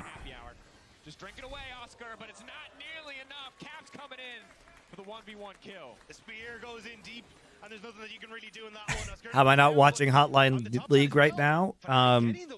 Well, you see, I prioritize watching the game of League of Legends. So that's what I do. You know? Well played, good presence of mind to go in and force the fight there. I mean, I could listen to Reddit mods. This lead 2K might not have been that significant, but you know, 4K ticking over to 5 as Caps will recoup some of the I could listen to Reddit mods call into Travis's stream. Noah silently accumulating quite a large gold lead as well. Or I could just, you know, watch professional play and make my own content. Thought they were just going to be able to take this, and Fnatic were not going to contest. If Elios moves back towards the wave, and because of that, you're completely on your own here as Yike. He's just trying his best to get out of there. But by the time Hansama comes across, Yike's already dead. And now you've just got this massive unit that's able to focus on the top side of the map, while everyone else on G2 just has to... Mad Lions Koi fans from Well, these games have been very, very stompy. Okay, I see what it is. Losing bot and getting Jax fed through mid has been disastrous in this game. Look, there's a few more Spanish on the Fnatic side, right? You know, I think that's how fair. it goes. Old mate Razork doing good work. Oscar Oscar as well, yeah. Razork having a hell of a game. Yeah. Razork has honestly been... Thank you, hey FHM. Appreciate it for your tier 1 sub. Thank you very much. I think he was my best jungler of the split. I think he played absolutely fantastic. Have some raccoon emotes. Now, gonna see if he can try and take that hurt onto Caps. But no, already doing good damage. Yike backing away, which is never a good sign when your two members are running from the Jax. Of course, I really don't see the appeal of Xin Zhao. So he's extremely strong in the early game. He's very effective at invades because he's a very good duelist, and he provides immense but temporary zoning in the mid and late game. So his ult obviously is you're gated clearly around the cooldown, but you can reduce the cooldown and get it up pretty much every fight, because even though it has a long CD, the CD is reduced every time you use your Q. So if you're actively farming, he can be really good. He has a long engage range, a bunch of decent CC. So he's gated by his ult, but his frontlining can be very temporarily impactful in team fights. So he's good. He's hard to play well in a team environment, and he's one of those champs where if you fall behind like this, he's just shit. Because now if he pops ults, Razork is just inside his ult, destroying him. I didn't know if we would ever get the opportunity to talk about it, but when you have a Jax with an Orianna ball strapped to him, you create so much space that Noah's life is easy. He gets to sit back. Jungle is semi-bad. It's really strong early, but weak on one item and forward until you get less resources. I mean, it depends. Like, if the jungler has 5 kills and is starting to pick up some decent side lane farm, then it can actually work out. I don't think he's weak at 2 items right now with Trinity Force Titanic. I think he just bodies anybody, basically. But again, I think this was a mind game to get them to pick Poppy and top. So I think that the Jax being ahead is just kind of a bonus, because my take on this is that what they wanted was to get a massive lane advantage for the Gragas, which occurred, right? We saw the Gragas well up in CS early on. And the fact that they just got kills onto the Jax because of those plays in mid lane and bot is just kind of a bonus. And now they're just snowballing insanely. G2 try to bring out what G2 had further wins earlier on the split. It's like, look, we fall behind early, but then we turtle. And it's impossible to break us. It feels like it's not as impossible with this lineup on Fnatic to do so. But G2 are just trying to slow down the pace of the game. Give resource to Caps. Caps working up towards the Rabadon's death cap. Yeah. He's been constantly collecting side lanes. But Am I a Nongshin believer? I think Sylvie and Call Me have been playing pretty well. So I'm interested in them as an up and coming team with some good young players. To use these brushes and these little areas where G2 want to contest for vision, to look for Noah's ultimates, to look for Humanoid for these big shockwaves. Right now, Rogueway on the bottom side matching up 1v1 versus Oscar Rinin. Onsama getting a bit more poke down. Rogueway going for the all-in here. Big shield coming in courtesy of the Seraphs. So in the extended trades, Poppy with I mean, this is just the power of Rookern, right? Gonna win out. Yeah, I think he lost 100 HP. I mean, this is what happens when you buy Rookern. Like, it was going in Gragas' favor, but he cannot split into the Rookern Poppy. Because he, you know, every wave, every minion wave that comes in, he has another 400 to 500 HP magic shield. The fuck are you gonna do? On how exactly those trades are gonna go if the lane runs long enough, and that's good for G2 at least. The big thing that Fnatic have to do is like you cannot lose focus. You cannot. Is it worth it in a to play a semi-optimal character in the jungle? Well, they're winning, so it's results-based analysis. But I mean, they got absolutely clapped in game 1, guys. So I think they thought they had to do something else. And even though this game, the game state was not reliant, you know, it wasn't a result of their draft. It was a result of a good level 1 blowing flash and then some mistakes that were made on G2's side. You know, you take the W's that are given to you. I'm not a huge fan of this draft. A beautiful setup using that vision they just established on that top side. And G2 hadn't cleared it out. And just like that, it will be the Baron now. Might lose out on top tower as Caps is trying to make sure he can get them. Probably has to TP away from that. Although maybe he just able to reset without everyone on Fnatic committed to that objective. But Is it Draft Kingdom? For whom? For Fnatic? No. I think if this game was in an even state, you know, at 15 minutes, it might be very, very different. I mean, they have very good setup for Jax, though. Very good pick potential. Like, the Jax snowballing, it's a good draft for Jax, right? You can isolate targets with Gragas or Nautilus ult. Right? I mean, now we're just looking to see if it's 5 It's a good draft for Jax. In 5 nights time next weekend to see what it's going to be up to, because this is looking like a commanding win from Fnatic at the moment, and as long as they are able to keep that pressure, they should be good. But always keep your eyes on Caps. He's going to shadow Oscar on the bot side. Yeah, G2, of course, a lot of times when they fall behind, we'll just try to overload a side lane. 6k gold lead for the more. So the overall gold would favor G2 if it was tower for tower, but Fnatic are just continuing to break open the base. G2 clearly do not want to fight at all, but they're losing so many objectives. It was actually crucial Oscar and got the wave there. Made sure that they can't keep up the pressure on this bottom source on this G2 roster. Isn't going to be with push on bot side.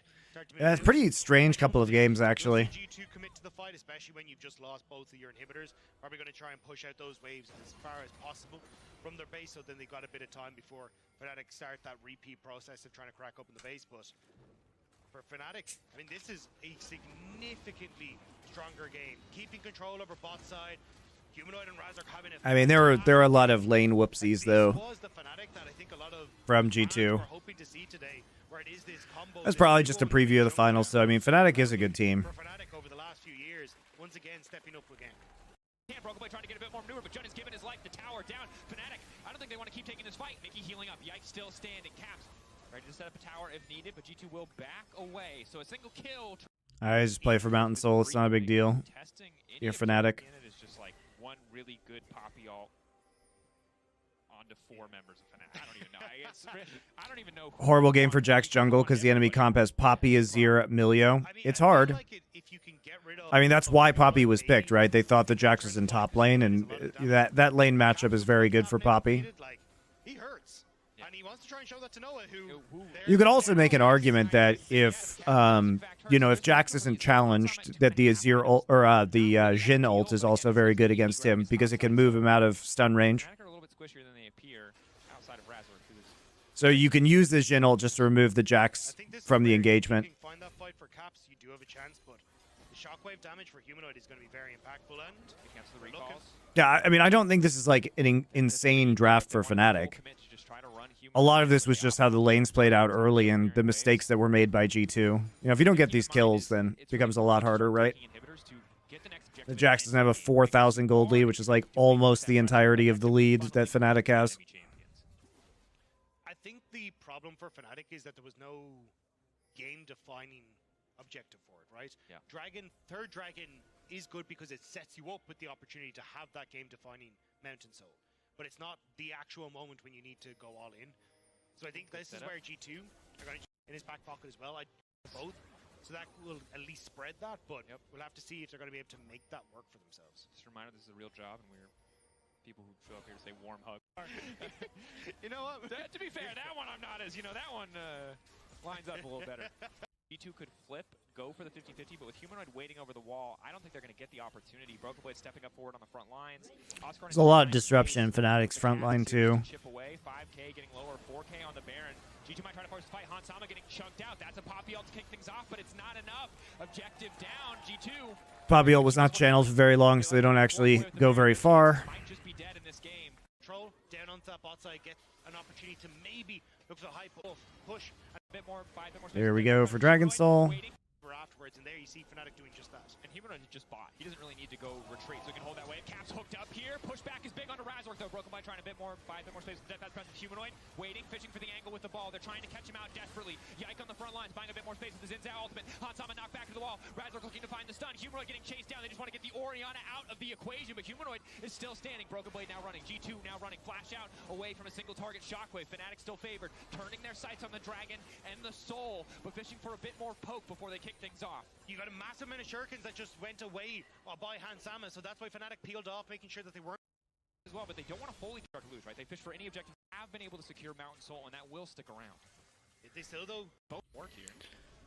With Counter-Strike, that's big. Mickey Well, a pretty boring series, honestly, guys. Enough damage to finish the job. Knock back onto Oscar. But already one member taken out. G2, one final hold. Pretty boring series. I hope Game 3 is better.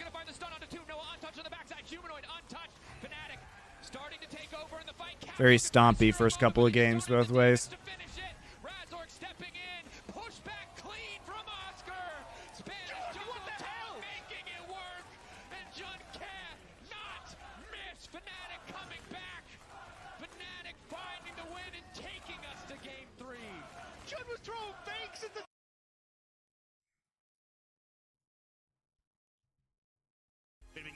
in the hands. I feel like I'm not learning a lot about these teams by watching these games, unfortunately. What have you learned from game 1, and what is going to be the difference? Like, I don't want to see that Senna again, I'm not going to lie. Yeah, and it leads us to an interesting position because they're going to ban Lucian, and I assume the G2 will still potentially... Call him, Avalon Blue says in YouTube, call me, looks like he could be another UCal wasting his career in mid-table China, getting chain into by his jungler. Yeah.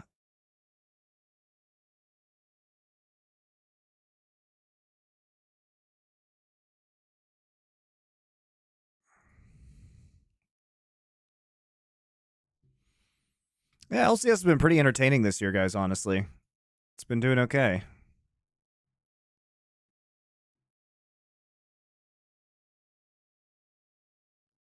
I haven't hated watching it. It's been kind of fun.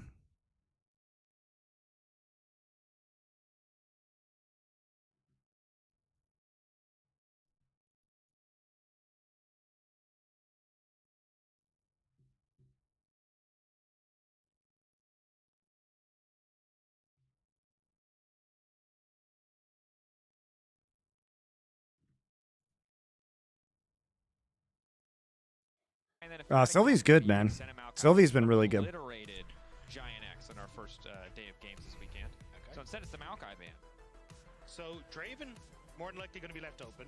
We ended up with the so many brand bans for Razork. Another Aphelios ban on blue side here by G2, just like in game 1. Taking the Gragas out of the pool. I think they just don't want to deal with the flex of this. open the opportunity to also take something like a Karma. So maybe it's even like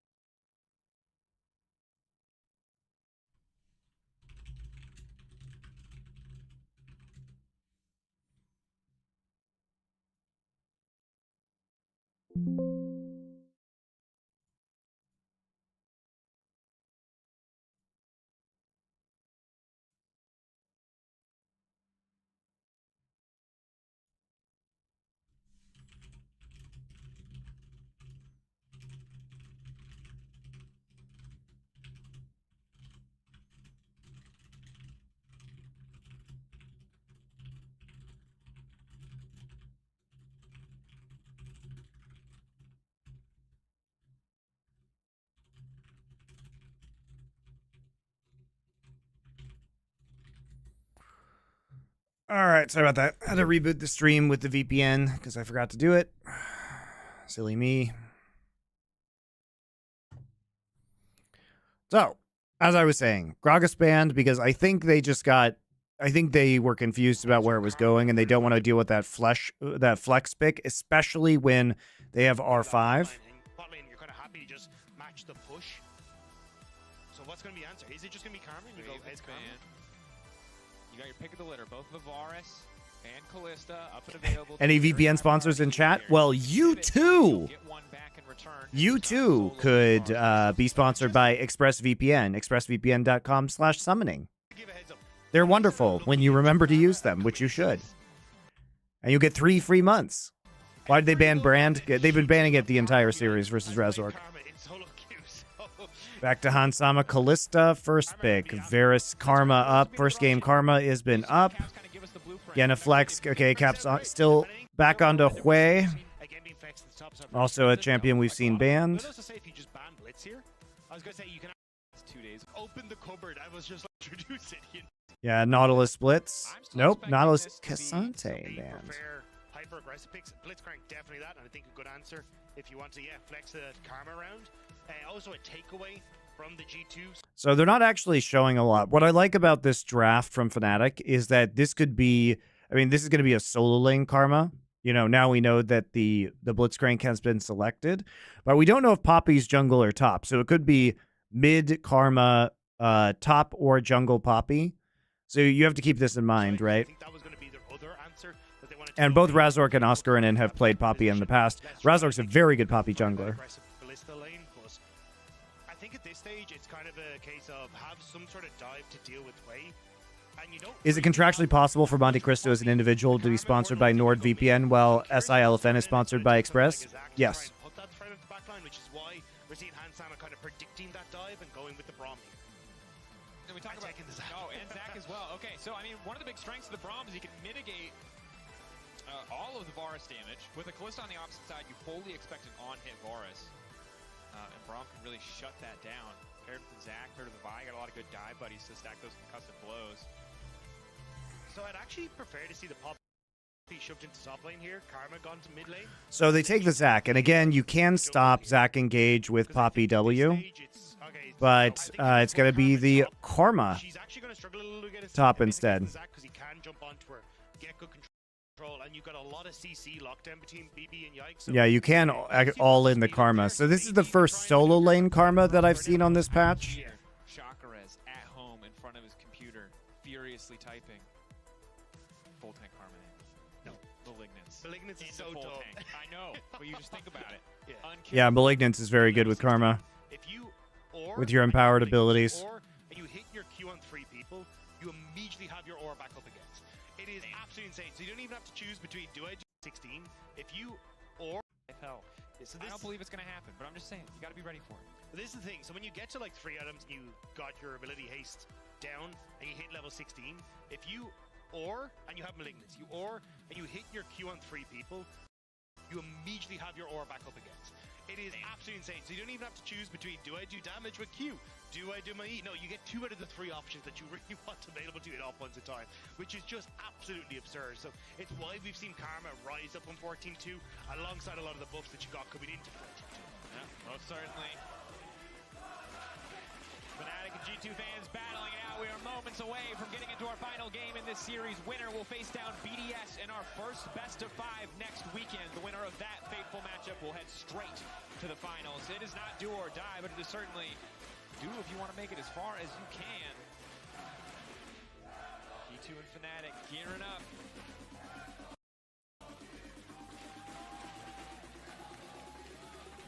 trying to come up with a nice little saying there of like, you know, do or die and lose or, but it's just kind of play more games, which is less exciting. That's true. Yeah, it's kind of tricky, the stakes there. Okay, Hail of Blades on Noah. This is interesting. Of course, you do really want long-range poke to kind of match some of what the... No, you often see Hail of Blades on Varus in lanes where you know you're going to be scrapping early. Sustained damage right. becomes the name of the game. So, different take than what I'm used to seeing, but still very powerful. It's specifically for lane, so you don't just get crushed. G2 squatting up on the top side of the map. Razork posturing like there are more people there than there actually are, so G2 aren't going to step forward. Kind of a do-what-you-won't moment. Doesn't mean that G2's just going to walk into their jungle, though, knowing the Razork went out to the top side and get some vision down. So, trying to see if they can spot out. Pings galore, though. Everyone aware of where that vision control I mean, the amount of stuff's obviously ridiculous, guys. We'll talk about it at length on SI. It's happening in, what, 5.5 hours? Doesn't introduce any sort of change into Razork's jungle pathing, but yeah. All said and done, going to take it easy. I think guys, again, are going to be on the spot side, as you said, for Noah. I think it's more of a case of survive, which he's going to be able to do so fine against this Braum and Callista. And at the end of the day, it's more so a case of I'm going to... Oh, hey, Oscar. There's a little karma harass. Guys, remember? What is Vi at level 1? What is Vi at level 1? Vi equals turd. You know, we've seen some instances of Yones invading, you know, blue side, blue buff starts. It's so annoying. You know, Vi can't do anything in that situation. You start W. Bottom side of the map, because if you end up in a position where you try to match, I think Razork can get help to come in and try. Well, I was going to say maybe, actually, but hang on. Nice hook back onto Mickey. Level 1 for Braum, obviously pretty strong, but there's not really an opportunity to follow up trade there. No, making good use of the Hail of Blades. It's only going to get more difficult as the lane goes on and Braum gets a few more levels under his belt. Concussive blows can be a problem, so great hook to kick the lane off from Jun. And I think while last game was a lot about Humanoid and Razork, as we see Caps and Humanoid trading pretty aggressively in mid lane, the quantity of hooks hit by Jun in that game has to be respected. And this time he has a champion that I think can do that even better in the Blitzcrank. Don't have to worry about walls anymore. He can throw a hook through that wall. What a great life. This time he's going to hit a minion, though. So that's a caster curse. And I'm sorry I said anything. I will say, though, for Jun, it was kind of him and Labrov were the two guys I was like, these are the Blitz guys in our league. They really started the trend towards bringing Blitzcrank out. They look fantastic on it. And I'm not surprised to see him try and go for this when it's game 3 here against G2. And his hooks have been spectacular. So I'd be expecting, well, at least have high hopes from in this matchup. Mickey, though, with the push from Hansama. You want to see Kench Senna again or Tarek E? Well, there's been tons of Kench Senna. There's been tons of that one. That one's very popular right now around the world. But I was going to say, I'm kind of surprised at how much control Caps has had in this matchup in the mid lane. Oh, hang on, good hook. Nice pull back onto Hansama. Mickey has Unbreakable, but didn't have stand behind me, so couldn't get in front of Hansama. Razork now chasing in. Go for the flash. Hansama immediately going to match. Can't jump. Okay, now I can. Dude, this is outrageous. These ganks that Razork is getting.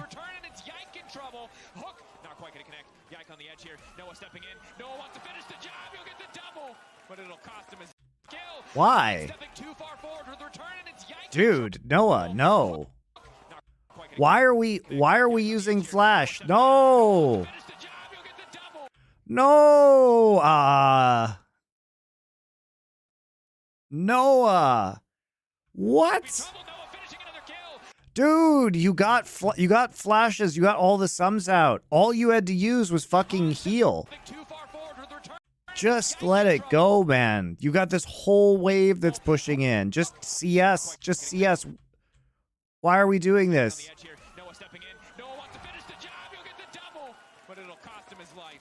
Still, though, they should barely be able to get this wave in underneath the tower. Caps, though, knows that there's no one in the vicinity and wants to look for Humanoid. Caps. Backing away, good damage. Solo ball, baby! A little bit delayed. Tower Caps, though, knows that there's no one in the vicinity and wants to look for Humanoid. Nobody knows what Hui does, and neither does Humanoid, so... I mean, you could have flashed that, obviously. That is a big passive coming in from Hui. The damage from that passive always astounds me. I kind of caught Humanoid off guard there, and especially even he was one of our Quay players, but wasn't expecting that one coming his direction. And now Caps with a kill. Bot lane though for Fnatic, massive win for them. Serrated Dirk already picked up tier as well. This is a huge win for them. Yeah, and G2, I don't know, they must just not have known that it was warded or had faith in their ability to dodge out here. But again, Mickey's only level 2, so can it... It's just so weird that Razork has gotten these like free early game ganks the last couple of games. Right on time, Razork in the area. Meanwhile, on the top side, your concerns were justified, Rob! To dodge out here, but again, Mickey's only level 2, so can immediately mitigate the upfront damage, and then right on time, Razork in the area. Meanwhile, on the top side, your concerns were justified, Rob! The only thing you missed out on was that a jungler does not need to be involved, and this is one of the reasons the G2 are scary, because in the moment where Fnatic's bot lane seems to have entirely won the game with the support of their jungler, 2 solo kills happen, both in mid and top in favor of G2. Yeah, I'm not entirely sure how much practice these top laners have into the Zach Karma matchup. This is kind of a new Premier style coming into 14-2, but looks like BB more than comfortable to sit here and play this matchup. Razork though, Hex Flash over the wall, G2 spotting Jun. A little bit more worried. Hansama going to ward the brush, but that can set up for Jun. Wow, nice job taking the hook. Time to body block, but it might just cost him his life. He's got no more stand beside me. Mickey going to get taken out. Hansama just trying to fire back, get a bit more damage down. But Noah.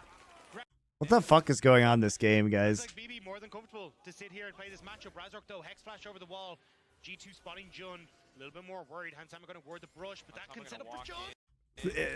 The lack of respect around these hooks is just staggering from G2. Like, why are they playing so aggressively around this Blitzcrank? Another kill, 3 kills, only 5 minutes into this game. And this is where Fnatic get dangerous. This is where G2 have struggled, is when their bot lane fall behind. And right now, Noah 3-1. They have a ton of control. Yike will try and respond on the top side with the Void Grubs, but honestly, I think at this stage, once Humanoid, well, and the top side doesn't go wrong, it should be all right. Yeah, can't go for the full all-in here. That's going to be the Mantra W for extra healing coming in for Oscar. Level 6 as well. Still, like, you're getting a kind of a trade on the map here. So G2 feeling very strong on the top side of the map because you've got 2 solo kills that came through. Yeah, I just don't understand why we're getting like all these blitz hooks. Like, we're standing in warded brushes, getting hooked for free. We're walking into try brush to face check. It's well played by Jun, right? Like, he made the play there by flashing over the wall, but it's just weird. No, now you're down in a Kalista lane. You're not probably going to get first Drake. This is pretty disastrous for Kalista. I mean, you're down 2 waves. If Poppy's down there, it's nigh impossible to win that 3v3. Maybe with the perfect Braum shield, but that's a tall task. Snowballing Caps and Broken Blade, on the other hand, a much easier job. I think it has to come down to getting this ultimate available for Yike and where he wants to put that pressure. Because you could try and look for Noah. Like, his flash isn't going to be up.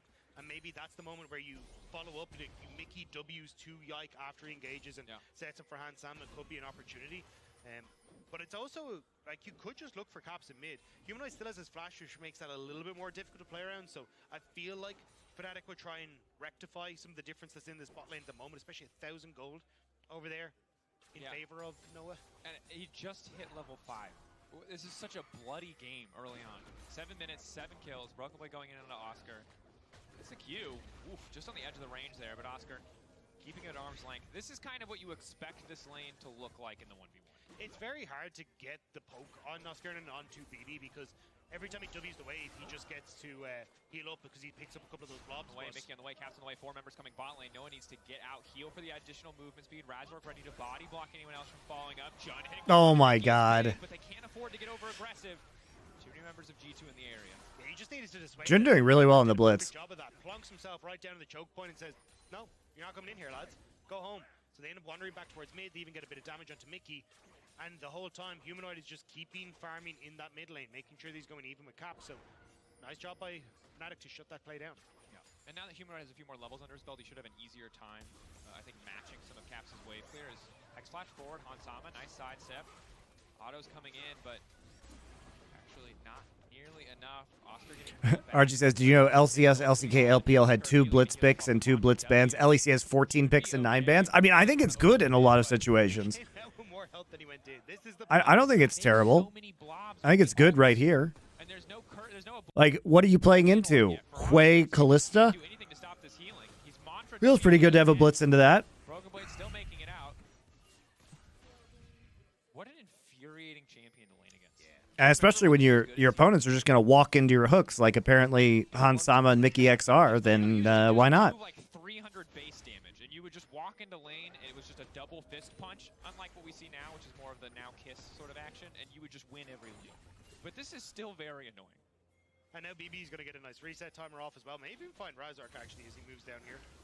What's he going to do with finding Razork, though? For right now, there's not really a lot. He's just going to use him for little balls of goop. And heal himself, you know? It's a great synergistic relationship there. Every champion is just a little health pot for Zach. It's disgusting. And look, he's got 2 there. Oh, There you go. 3. There. Oh my It's so God. What do you do? Like, you go back and you buy Oblivion Orb, and then... Oh, I mean, at least the good news is, like, Morello's is actually a cost-efficient item, finally. So it's not a bad buy anymore.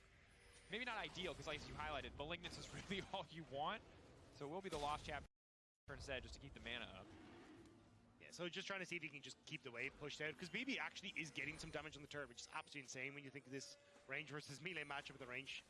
The wave clear the Karma has, but it's helping out, right? 300 gold difference top and in mid. Still waiting for this like first dragon to go down, though. It feels like Fnatic haven't really been able to get as much pressure onto that bottom side as they'd like to, because Caps has control of the mid. Caps doing a good bit of damage there. Poke obviously want to hit multiple abilities to get value out of the Foya passive. Fnatic doing what they can on the bottom side. G2, I think, happy to have the pace of the game slow down a little bit. Obviously, normally with Callista, you really want to get things going, but they're at such a massive deficit in the bot lane that rushing to some of these early skirmishes is not going to do them any favors. Yeah, I think it's more about finding your window, right? Because you can still play for your one-item spike of Fork and Boots, and that will come up nicely around Riptail, right? So I feel like that's what G2 are waiting on, is like, cool, Caps has got his lead, BB has his lead, let's just slowly farm up so Hansama then becomes relevant in this fight right before we go to it. And we'll be able to try and play for a big team fight at that stage, where we get that isolated damage on Yike, the CC, or for Yike, the CC follow-up coming through from Mickey, the damage follow-up from Caps. You're in a great spot then at that stage. Mickey only level 5 though. Not nearly as many counter-engage options as they would like. Caps has to respect the playmaking from Humanoid. Quick flash out to safety. Hook gonna come in from Jun just in time. That's where you get the blitz value, guys. This is honestly pretty disastrous for G2. You know, you're behind in gold with the Callista composition. You're not getting first Drake. The first Drake is coming in pretty late in the game anyway. You know, the blitz is like so good into the Callista and into the Hui.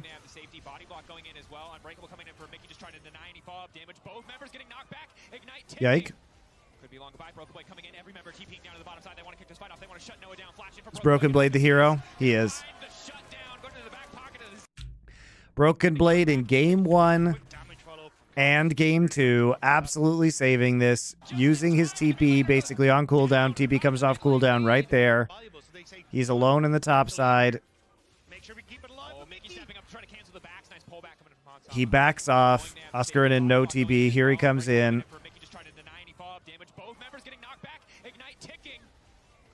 Mickey actually gets saved by Poppy ult. Knowing they have the safety body block going in as well. Unbreakable coming in for Mickey, just trying to deny any follow-up damage. Both members getting knocked back. Ignite ticking. Could be long goodbye. Broken Blade coming in. Every member TPing down to the bottom side. They want to kick this fight off. They want to shut Noah down. Flashing for Broken Blade. Going to make him kiss. Going to find the shutdown. Going to the back pocket of Zach in the top lane. Hansama grabbing another.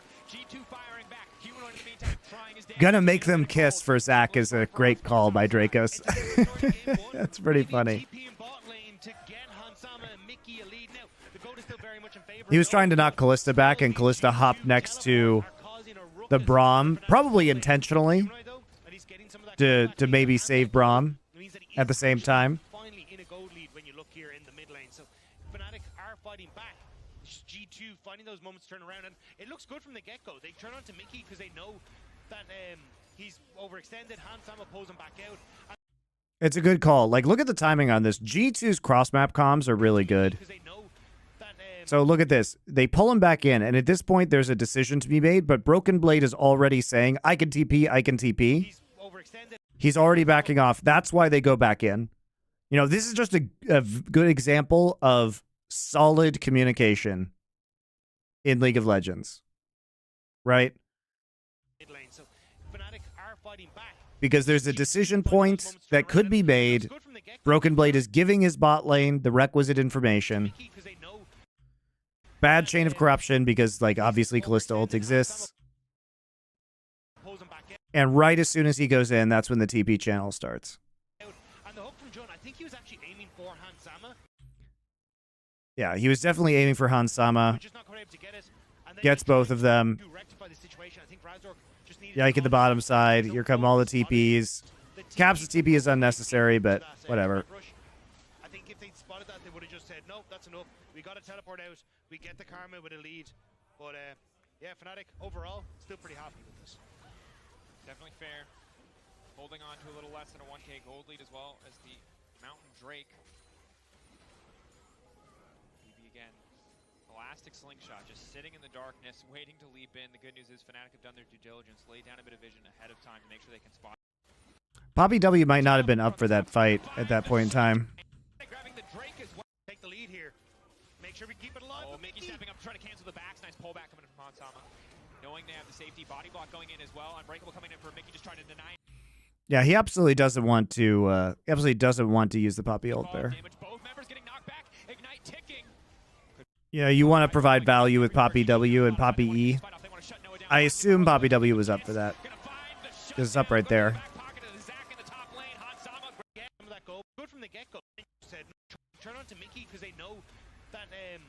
Because he would have been saving W just in case Kalista got in range.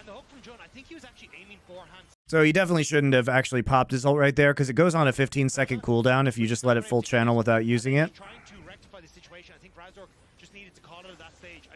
They spotted the TP from Broken Blade in up to that Tri-Brush. I think if they'd spotted that, they would have just said, no, that's enough. 1K Fnatic have done their due diligence, laid down a bit of vision ahead of time to make sure they can spot those Zac engages coming. Humanoid's been assigned to bottom lane, just wants to push out, get a few more plates. Broken Blade going to be sent to respond. Caps set to solo hold mid. G2 looking to get as many grubs as they can, and Fnatic, it seems, don't want to commit resources here. They're fighting for mid prior now. Maybe they peek their heads up and contest. Razor coming into the pit. Remember, 5 is the big break point that matters. TP is available for Humanoid. G2, I think they can be happy just getting the one and walking away here. Fnatic understand their strength. They got mid push. And they know there's really nothing for G2 to do. Yeah, the big one is having that TP available on Humanoid. As long as you're able to bring Azir into the fight, you're going to be able to always win this. Yeah, you absolutely can't fight the grubs, but it doesn't really matter. Like, this is not an amazing siege composition for G2. So it's not going to be that big of a deal that we, if you get the 6 Void Grubs, at all. It's more of a diving composition onto the turret where you're going to dive them. There's not going to be a lot of split pushing. So because you invested your TP to make the play on the bottom side earlier, which got your Kalista right back into the game, you don't need to commit to that at all. The map state, so maybe we can find a pick which will be able to force us into a Rip Trail play, but now that you don't have that, I actually think Fnatic should be the ones that are able to pressure on towards it. Razork on the bottom side, though, will need to start to make his way up here. Push is available for Noah and Jun, so more than likely just clear out this next mid wave and then make their way over with the vision now being set up by Jun. Herald already being started. G2, do they feel confident enough to force the fight? But the vision is so much in favor of Fnatic, they're going to know this is coming. No, they're playing into 2 TPs with 0 TPs. You're not going to... You can't... You can't do this. You just got to let him have the Herald. Mid lane because Kalista showed on bot side, but instead looks like they're going to play for reset into mid lane turret and look for that dragon that's about to spawn in just a few moments' time. Yeah, I agree. Play for lane pressure and then reset for drag. Also, Humanoid having his access to the Nashor's Tooth plus a blasting wand, he's going to start to tick over nicely. Absolutely are. You can see Varus is first to the mid lane, which means that he's going to get wave pressure first, which means that Blitzcrank can walk up to ward. So Vision initially in this sequence did favor G2, but because Fnatic get mid control first, they're able to move down first, they're able to contest some of this Vision and ensure that they have first access to the Drake. Mickey's fighting back with some, wards over the wall as you do when you're not certain of the lay of the land, but it's not great vision. This is where it gets dangerous, though. Fnatic transitioning through mid-river like this. Presence getting pulled in, but they only managed to hook up Broken. So Caps in the vicinity, they can't just look to turn onto Humanoid, but Fnatic managed to get themselves out of there. Mickey found. Back into Mickey. Mickey can just jump back onto Yike. Nice steadfast presence getting pulled in, but they only managed to hook up Broken Blade. Ulti coming in from the bars as well. Immediate ult response coming in from Caps off to the side of the fight. Hansama pulling Mickey out to safety. Mickey going right back in to try to lock up Humanoid. Concussive blows. 1-2 stacks looking for 3 and 4. He's back in, Broken Blade. Still on top of the Azir. G2 dancing around Fnatic right now. Excellent pushback on Hansama. How do you get the kill into Varus? Oh, right over the wall. He saw him after he killed the last minion and intuited where he was. Man, Caps played that well.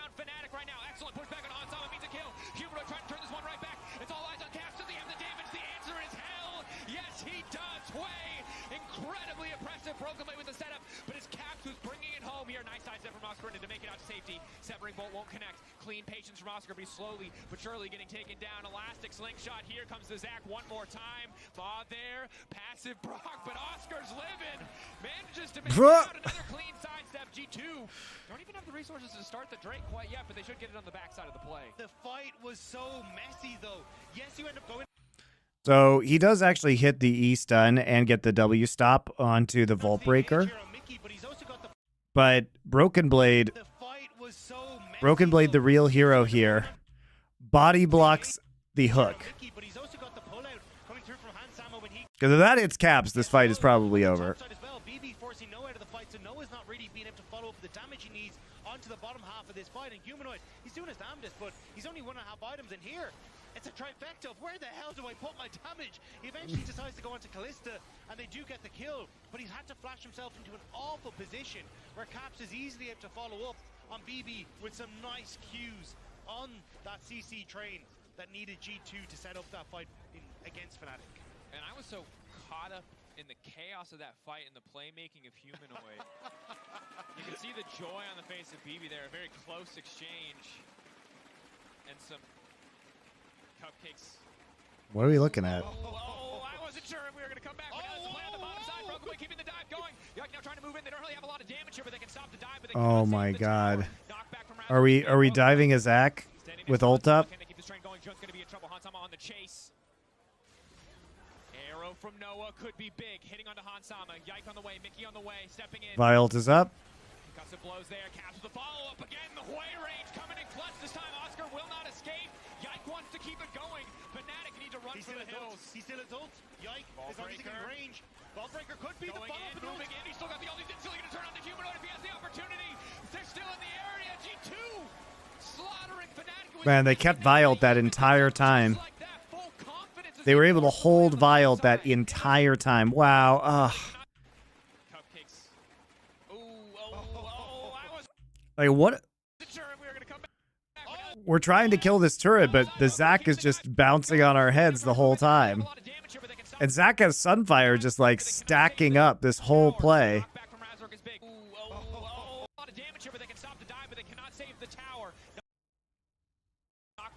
Is big. Broken Blade standing next to Hansama. Can they keep this train going? Junk's going to be in trouble. Hansama on the chase. Arrow from Noah could be big. Hitting onto Hansama. Yike on the way. Mickey on the way. Stepping in.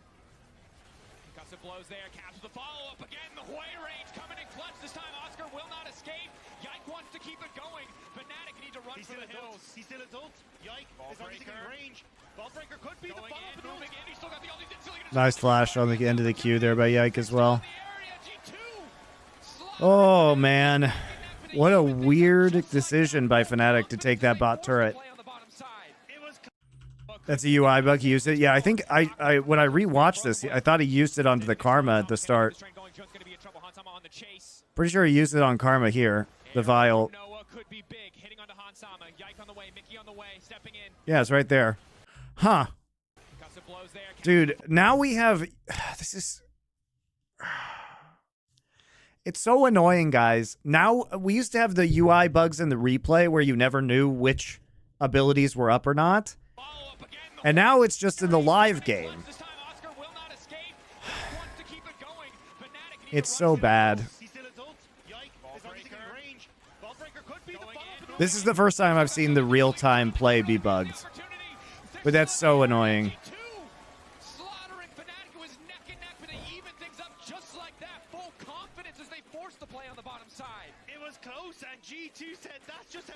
Dude, the casters are going to get so trolled so hard for this, by the way.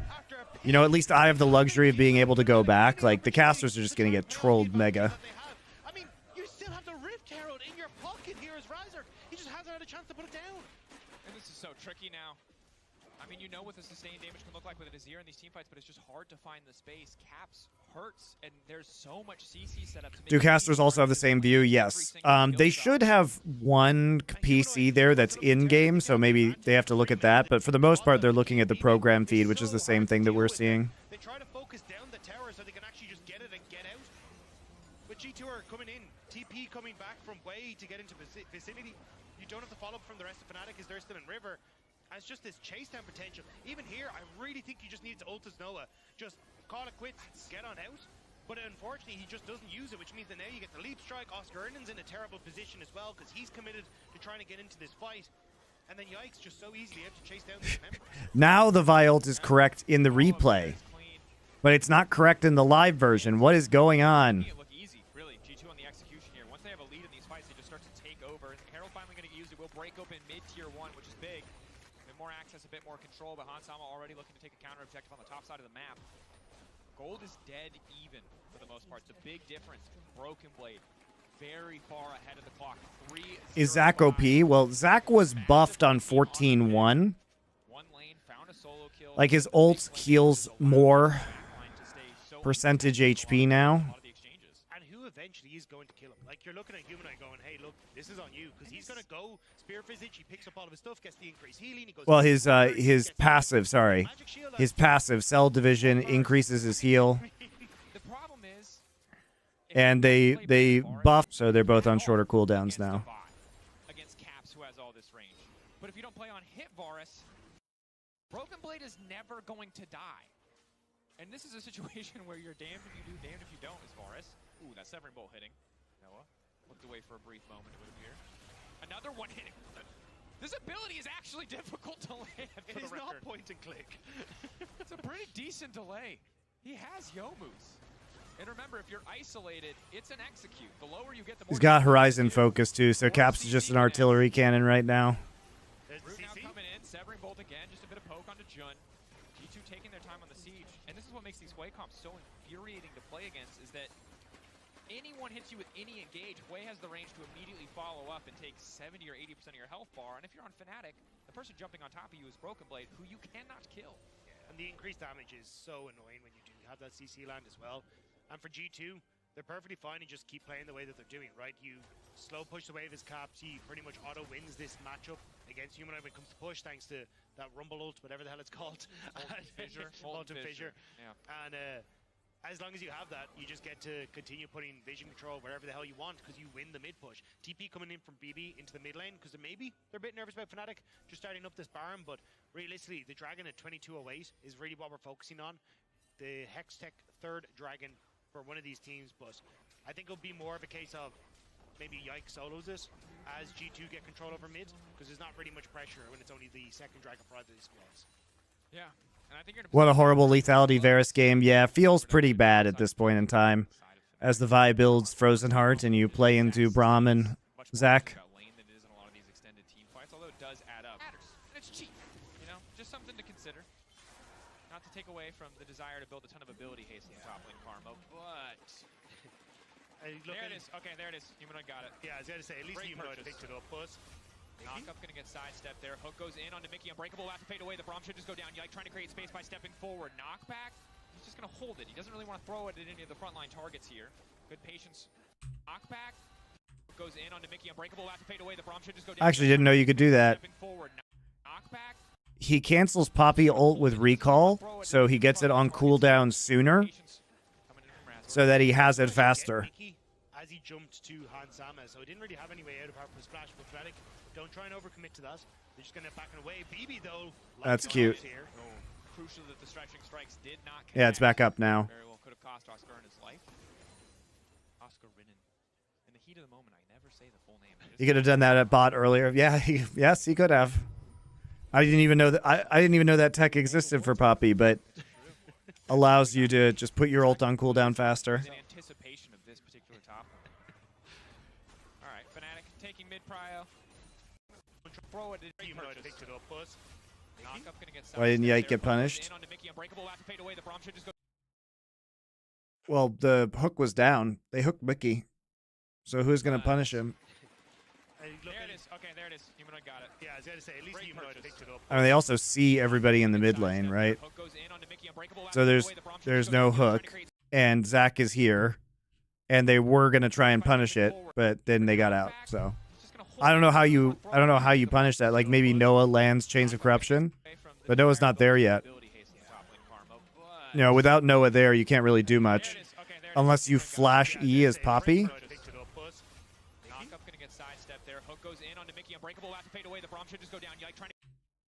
Yeah, you're not in range though, and you're already starting channeling your ult, so you can't flash, you can't E. Azir dive in Mega R. I don't know if you want to do that. I don't know if you want to do that. Zach would be all over you from over the wall. Yeah, I don't think you can do anything there. Chain of Corruption wasn't there, and the Poppy was already channeling ult, so you can't E.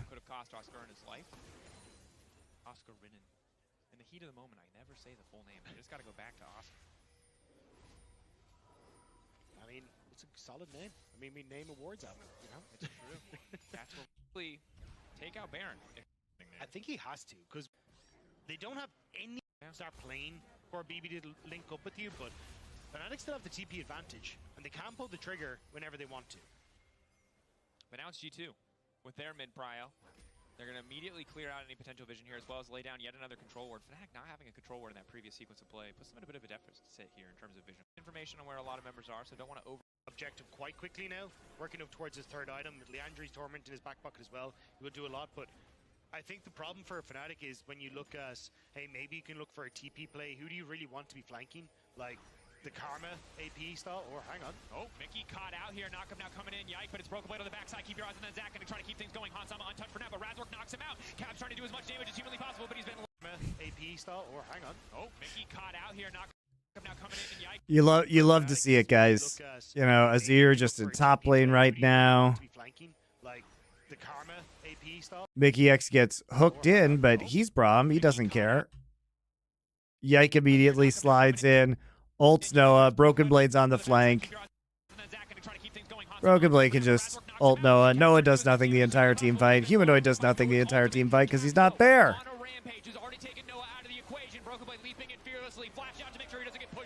One more member stepping forward, searching strikes, bringing Humanoid back into the fold, and that's going to be just enough to finish the job. But Humanoid still living. Corsloop giving up for just an additional second, but it's just not enough.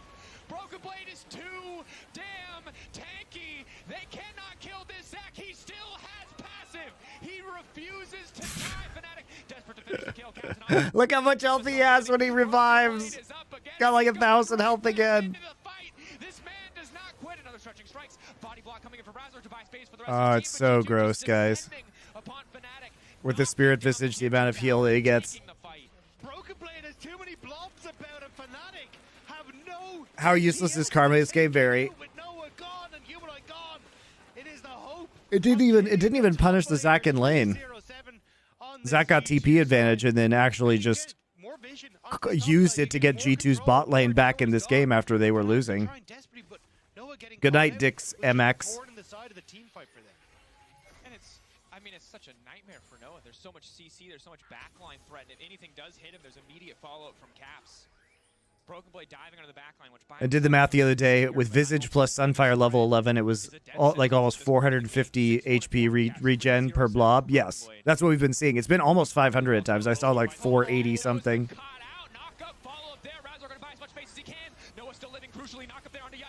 All right, Broken Blade's got ult again. Here we go.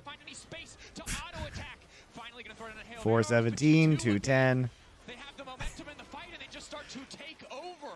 They couldn't get Noah, but they do find the jungler, and as Baron is there, they may just turn immediately over to it. Humanoid was trying his damnedest to get some damage down, but he was just walking into the locket of the Iron Solari Braum, which was able to tank it all up. Mickey's still low, but I don't know if they want to try and commit to this.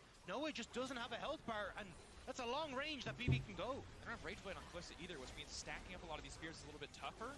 Humanoid is a big threat, looking for Caps off to the side. Ulti coming in, they manage to push Caps back to the waiting arms of Noah. Noah getting chucked down, but he's still living for now. Trying to free fire. Mickey body block coming in. Hansama on the chase, looking to take Noah out of the fight. Jun off to the side. Oscar in there as well, but the Karma just does not do enough damage. Jun running. Hex Gate gonna get interrupted by Yike. Noah will make it out alive. The Baron will be delayed, but Fnatic losing so many members. Another knock. But the problem is that I love the unkillable Zach. You just get on top of Humanoid and Humanoid dies and there's nothing else they can do. The Zach just lives forever. It's G2 splitting to chase down all members of Fnatic and make sure there is no hope that they are going to be able to pick up this fight. Baron didn't end up going down in the back of it. It would be Dragon that's taken. Forces flash too. It's so gross. Oh my god. In the threat range of this composition with the Vi and Zach together. This must be so fun for Broken Blade to play. It's so ridiculous. After he manages to essentially 1-for-1 with Caps. Lethality Varus seems troll this game. Yep. It's very troll. It's extremely troll. So unless you're finding the perfect angle, the perfect setup, and Hansama's caught asleep at the wheel, it's just isn't there. You have great access to the back line, and just even with a Poppy and this is here, you just don't have enough tools to get them out. Yep. Oscar Crypt Malignance into Crypt Bloom. I don't know what the best build is for Karma these days. I mean, Malignance is why you play this champion right now, so that's guaranteed.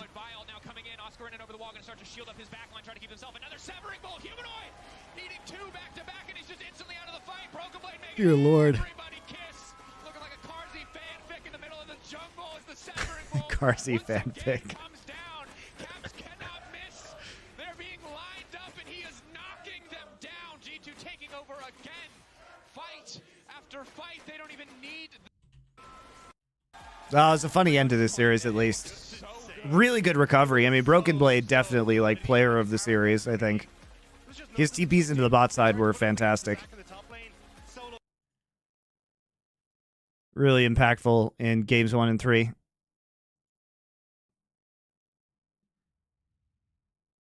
Pink video. Now I've got my eyes on him once again. That brand starts off our draft, though, ladies and gentlemen. Welcome back. An instant ban against Douglas, as well as that Calista down towards Kazi. So get from the community so far this split, and I think it's very wise. Douglas has been Even though Vitality had a bit of a been a brand enjoyer. Really high tier, so S tier duo lane.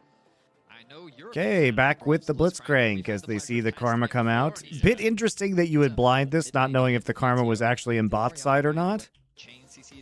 And they're on red, so you're not really giving up. Could still be a Karma top lane. Twisted Fates. Was this the patch that TF got the AD buffs on? 100% player of Vitality. He's consistently pulled that champion out. And options like this where they want to play. The Blitz plus something, well, top lane, you could just go for the Cassandra. So definitely top lane. We're waiting to see what the AD is going to be. Just quietly mentioned. Ezreal and Kai'Sa banned. No, you're not going to play Vayne. Come on. Jinx.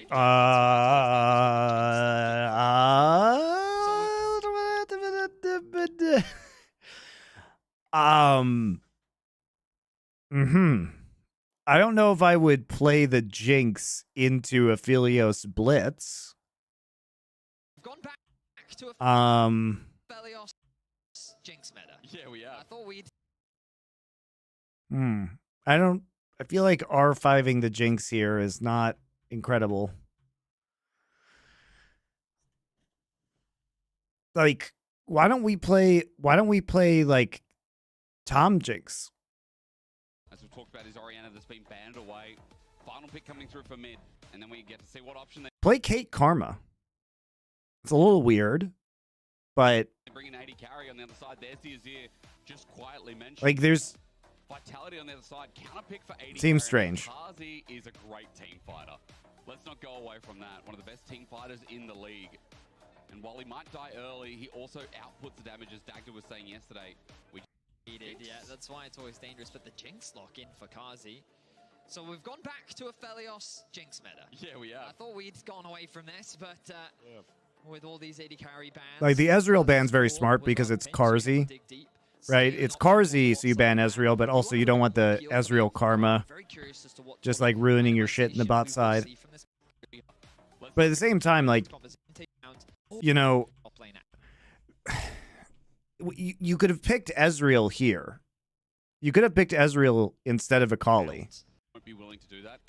You don't need to blind. Like, I get VTO's a very good Akali player, but this is basically prioritizing your mid lane at the expense of the bot lane just not even getting a counter pick, just straight up playing kind of a risky Jinx. Now, clearly, if Vitality can get ahead, you know, Mantrad's speed boost with Jinx getting excited is huge.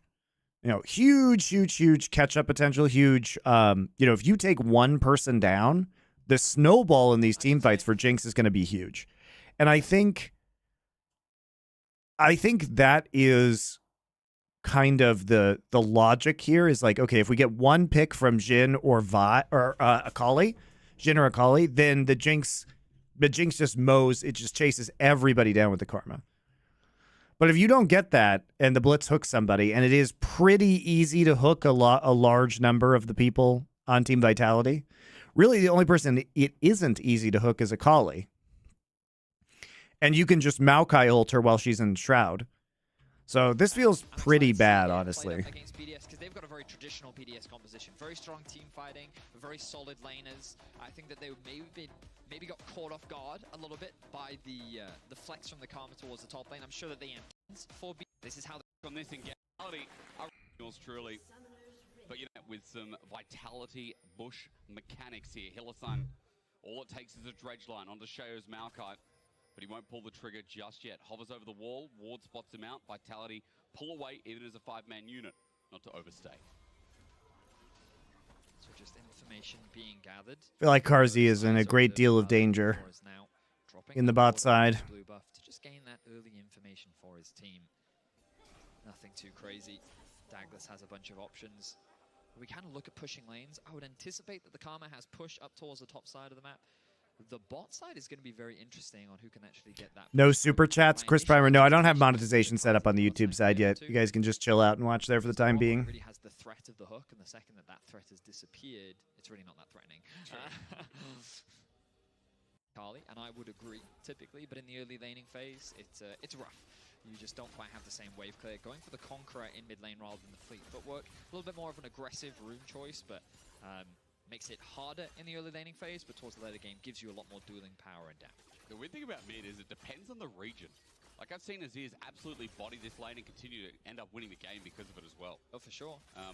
You know, it's a discussion I feel like I've had with a lot of you so far. I'm just going to pause because we're expecting the dredge line to come through. There's a hook in response, but it's a Aphelios at level 1. Small trades, but significant, depending on who hits level 2 first. But yeah, it always changes hands through that mid lane, so I'll have to see how this game goes in particular.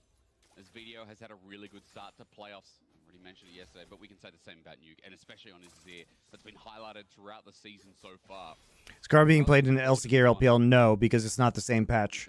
It's not 14.2 yet, where Karma's been buffed. Mechanics that we highlighted earlier, that we'll definitely get to see this game with how it's built out. Sure. Now you'll notice in terms of early jungle pathing, Sheo was concerned about his Raptors being The weird thing is like the Corki really just falling through the drafts I find baffling here. Corki's still very, very good. Full top side clear, pathing towards bot side. So both junglers should meet with the priority that Carzzy and Hillsang have. Karma's also good because of Malignance, guys, because it's an item that gives Karma everything she wants, because it gives you ult, plus 20 ult ability haste, right? So it allows her to get R stacks faster, and any empowered ability, like empowered Q, she stacks, like she gets Malignance procs on. So going to slowly go in that favor. So it's very neutral, and VT are taking a lot of damage. This is why you often see fleet footwork into this matchup, just because you will be harassed. But can help mitigate some of that chip damage. Douglas starts on the bottom side scuttle. We just saw a sneaky ward as well from Video to spot any entrance into River by Sheo. Try and get more information gathered as Douglas pauses after taking the scuttle. We might have an opening here. We talked about the wave pushing back, and it's Nuke right now who's low on the mana bar, but he gets shoved in and shoved out at the same time. Doesn't burn anything except his mana bar to make sure he stays safe while Douglas just crosses to get double scuttle. Nicely done from that lane, but overall, very slow early game, very much what we expected. Malignance pool damage is refunding our cooldown. Yes, I believe Dagda said on the previous cast, and I'm sure he's right, is that if you hit 3 people with like RQ, then it refunds. Not always the most effective thing. Vision going to be cleared out, gives Sheo access to the bot side of the map. So I believe if you hit 3 people, that's what he said. How sus are you as Vitality thinking, well, timing's everything. Where's the jungler? Dredge line out. Hilly doesn't hit that, and that's dangerous. Gravitum comes through. The punch up from Lebrov. Kazi's trying to get a trade, but he gets rocket grabbed in. All for the Blitzcrank. I don't think it's worth. First blood down, but with grabbing him, the get excited means get bent. Kazi are you as Vitality thinking, well, Right, Normus has. Maybe you could play in the early game. Doubt at the same time. So it's very good to get it passing towards bot side. So both junglers should meet with the priority Photon to actually. So I was watching the jungle pathing right now, guys. Watching this Maokai, recognizing he's that. and they know that the Xin Zhao is top side because he just showed up in mid, right, for the gank. And so Maokai takes Raptors at respawn. Maybe you could play through top, but vision going to be cleared out. Give Sheo access Then to just the bot comes side. down so they can punish this push. Maybe they think Sheo is based, but he has not. And they know Xin Zhao is either in base or in top side because of the scuttle timing. So there's definitely a gank window here. Vitality should be aware of this, but they are not. The punch up from Lebrov. Kazi's trying to get a trade, but he gets rocket grabbed in. All for the It was also really telegraphed because, you know, they're literally clearing vision right now. So Hylissang and Karzi should not be up here. How sus are you as Very lane because of the CC setup. Like, basically, he recalls right after Scuttle. Very slow early game, very So much the what we window see here, guys, is because they know he just did Scuttle. There's a ping on him right there. They actually see his timing on the recall with a ward. So they're fully aware that Douglas has just gone back. always the most effective thing. So as we're coming in for this gank, the closest that Xin Zhao could be would be like right here. sus are you as Vitality? Right? So Timing's he could be maybe at Gromp right now. stretch line out. Hilly doesn't hit that, and But he would not actually be coming down here, and they know that he's not at Gromp because he did it already and his camps are up topside. So pretty bad from Vitality's bot lane, I feel. get excited means get bent. Pretty disrespectful. Ice picks up it, and ladies and gentlemen, BDS bot lane are off to the races. Really easy play and nice setup from BDS Photon. But he, you know, his bot lane has to call him to cover in that situation, or they have to back off. Made his way bots. Has indeed. Shuriken He has the damage here. He does, but Ice can come in, grab him, flash out anyway.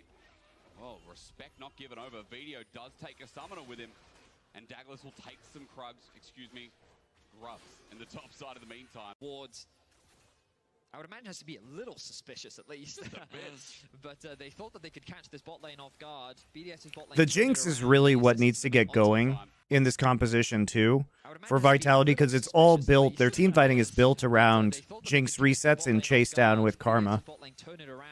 So They secure themselves 2 kills. The fact that Kazi gets 1 back is definitely better than nothing. But they look at this health advantage and they say, hey, you know what? This could be a really good fight for us. Let's go for it. The hook doesn't connect. yeah, missing the hook also pretty The bad. traps, though, go wide, which means the Lebrov walks over. Good damage onto Lebrov. And a hook connects onto Kazi, meaning that at this point they've committed. The best case scenario is Kazi can get first blood before Ice. Doesn't quite get it. So the BDS bot lane secures first blood. And then Ice says, you know what? I'll pick up a second for my troubles. Don't disrespect Lebrov. I mean, he's on Blitzcrank. You give him Blitzcrank over to him again. People started banning this against him for a reason. When we come back to live, Dragon does go down, but I'm looking at Lebrov again. Hex Flash only, but speeds his way up in the overdrive. Lands it again. The flash away, but Bramble Smash incoming onto Douglas. He gets knocked on up, but in for a shuffle, in for a pound. Nuke is taking everyone down to the ground. He'll die to the him again. People started banning this against him for a reason. When we come back to live, Dragon does go down, but I'm looking at Lebrov again. Hex Flash only, but speeds his way up in the overdrive.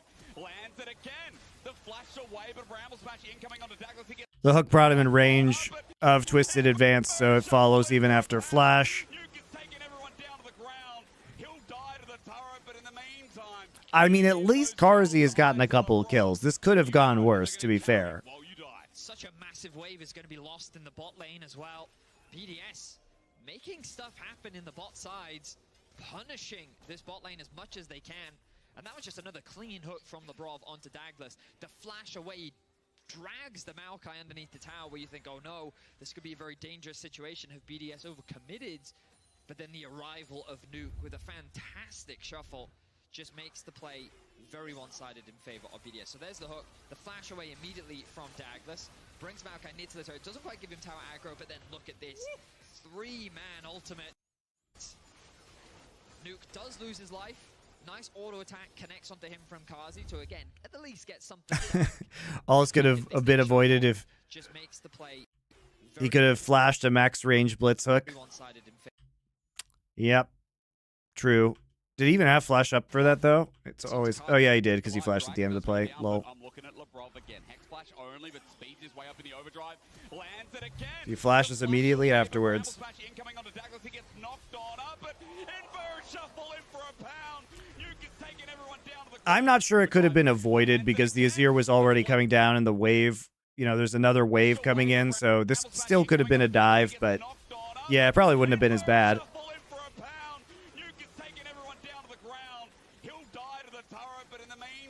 King Stalkai underneath the tower where you decided in favor of BDS. So there's the hook, the flash away immediately from Douglas, brings Maokai near to the turret, doesn't quite give him tower aggro, but then look at this. 3-man ultimate. Nuke does lose his life. Nice auto attack connects onto him from Kazi. Yeah, this is what I mean about the Jinx though. Like, yeah, if you can maybe get kills into the mid and late game, you could see how this composition would work, but it's kind of predicated on the enemy team doing nothing, and they are doing far from nothing. They're just all-inning the bot side every single time. Okay, now Max, the Maokai ult is up. Okay, double Q. Okay. Ice gets the kill. Red and white makes everything all right. It's a double. Ice is 5-0-1. Jesus Christ. In the game. I feel like that's an issue. They wanted this Jinx, man. I don't know. I would agree with you. My arm's off. I should probably go to the doctor, you know? We're at about that stage. I mean, the BDS are making it look so easy. They're kind of treating it like a solo queue game where they're just perma-ganking bot. Yep. And what can Vitality do about it? Like, Douglas can camp and try and match, but multiple times now it's either been a Labrov engage or it's been the Shea ultimate this time round. About to say he's happy. First Jinx coming. Spect. And for those that don't remember last year, spring, upper finals, it was BDS versus Vitality. They were fighting for a spot. Often to Jinx, don't play around it, plus don't respect enemy jungler equals question mark, question mark, question mark. Yes, Mike J. Anderson, yes, indeed. Also, yeah, your jungler just not being there to cover for the plays. No communication between you and your bot lane. Yeah, and also the Jinx was R5. I think they didn't know what to do. I think that was a panic pick, guys. I think like, oh shit, they banned Ezreal. We should have taken Ezreal instead of Akali in the first round of the draft. Ah. Are we just going to walk into Fetaphilios again? Okay, all right. Can't get video. It's a well-timed flash from the Azir's Emperor Divide. Labrov setting up the picks again. The pressure's on for Vitality in this bottom line. In these narrow choke points, Maokai just offers so much value. A really nice hook from Labrov over the wall. Forces the flash out from VTO. BDS continue to find advantages. Won't secure another plate in the bot side, but you know what? 1.2k gold lead for your AD carry. So I think you're still sitting pretty. It's always Nuke moving with the team, or if Nuke isn't, he's making sure that VTO can't get involved. And if BDS have the numbers advantage, 3 versus 2, 4 versus 3. Karzi should have just let that plate gold go. If Nuke isn't, he's making sure that VTO like, you know what I mean? get involved. And if VTO is trying to get involved, All right, well, I guess they could get another plate now, easy. We are seeing a more, I guess, a more standard representation of Azir versus Akali. The laning phase continuing to play out, extending through, and Nuke is outranging continuously. As you're saying, controlling this Akali, doing quite well. Teleport going to be burned in the mid. I don't understand why he didn't let the minions just kill the plate. 10 seconds. Okie dokie. Notice that Karma skin, when it goes into Mantra, sounds a little bit like Briar's ult. Oh, it does. I don't know if there's a crossover there. You know, Briar is a little bit messed up. Shadow Isles is not a happy place. Was she jailed in the Shadow Isles? I don't know the law. Maybe not an important time to bring it up. Maokai ult's almost up. Teleport immediately from BDS though. Vitality like, no, we're going to get out of there. Look at the gun selection from Ice as well, who's just picked up the Storm Razor. Vitality have to think their next move precisely. They're not going to get this objective. The Maokai ultimate is going to send them away. Then why are they here? They're observers. Oh, okay. Yeah, they're here to watch the dragon be slain. An impressive slaying, one could say, from BDS. Wave did get pushed in bot lane from Kazi. Ooh, that's a flash. Okay, that's why they're here. They get a summoner. I take it. Vitality go in deep. They have control over the access to the mid lane. This could give another plate over to VTO. Would Kai'Sa be good here for Fnatic? Yeah, my guy Fnatic's not in this game. Are you on the struggle bus there, Ween Teen 1?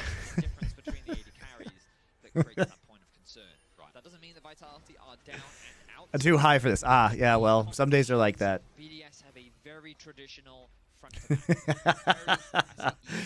Well, hopefully you're having a good time. Hopefully you're having a good time at least. Not that I could get high because I am in Korea where it is mad illegal and not worth doing. But I also stay sober for February's, so I'm not enjoying any alcohol or any other substances this month. about how they actually execute upon these fights because it's not as straightforward as BDS is. They're not in the same position as yesterday, but again, Vitality and playoffs, a bit of a different Easter egg, I'd say. Hopefully that continues here as they try and find a layout in the bottom side. Douglas moving into position, Ice and LeBron. Why February? It's the shortest month. Come on, guys. Why January is the better question. Why would you do it for a long month? Although this year it's a leap year, so it's not quite as short as normal. What is the word respect? Kazi gonna get out? Is it a long prison sentence for weed? Look, I'm American, so I think probably what they would do is just like fine me and then kick me out of the country for life, which, you know, not worth. Weed isn't that fun, guys. You're right, getting some gold back onto Kazi has to feel good with how this early game started out. So now we wait. The next dragon will be spawning at about 1640. Would you have your top laner playing Karma these days? Mind blank because I was looking at the minimap and I was like, I don't see a Herald spawning soon. Am I imagining things? Like, no, there it is. There's the Herald. We don't get a little hourglass. It's just popped up out of nowhere. Yep. Both teams are running directly towards it as well. That was the objective I wanted to talk about. This is what I imagine both teams are going to be playing for next. Yep. Notice that LeBron is only... Okay, there's the level 7 ticked over. BDS will be the first to start this off. I think Vitality are too late to contest this objective. Photon does have the TP, but in this position, it's a difficult fight to take. Are they really going to gamble this? I don't think it's worth it. No, they can't. I mean, the Maokai ult is still up. What are they going to do? They can't even walk up to it in time because he'll just press R. Oh, he's going to press R anyway because Hylissang is here. Why? Vitality. Okay, it's gone. Guys, the objective is gone. It's gone. Let's face check everything. Hey, do we know where they just were? I wonder if Maokai ult was used. Wait, there's a Blitzcrank?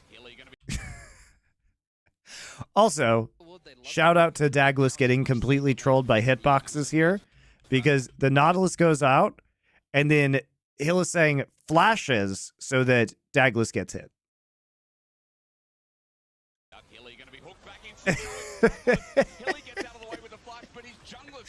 That's actually a huge troll by Hylissang. And it's another great pick from LeBron. Oh, jeez, what a surprise. I felt like Vitality... And you know, we were going to wait to use this Herald, but fuck it. Let's just take mid-turret now. It's just free. Jesus Christ. Primed to take advantage.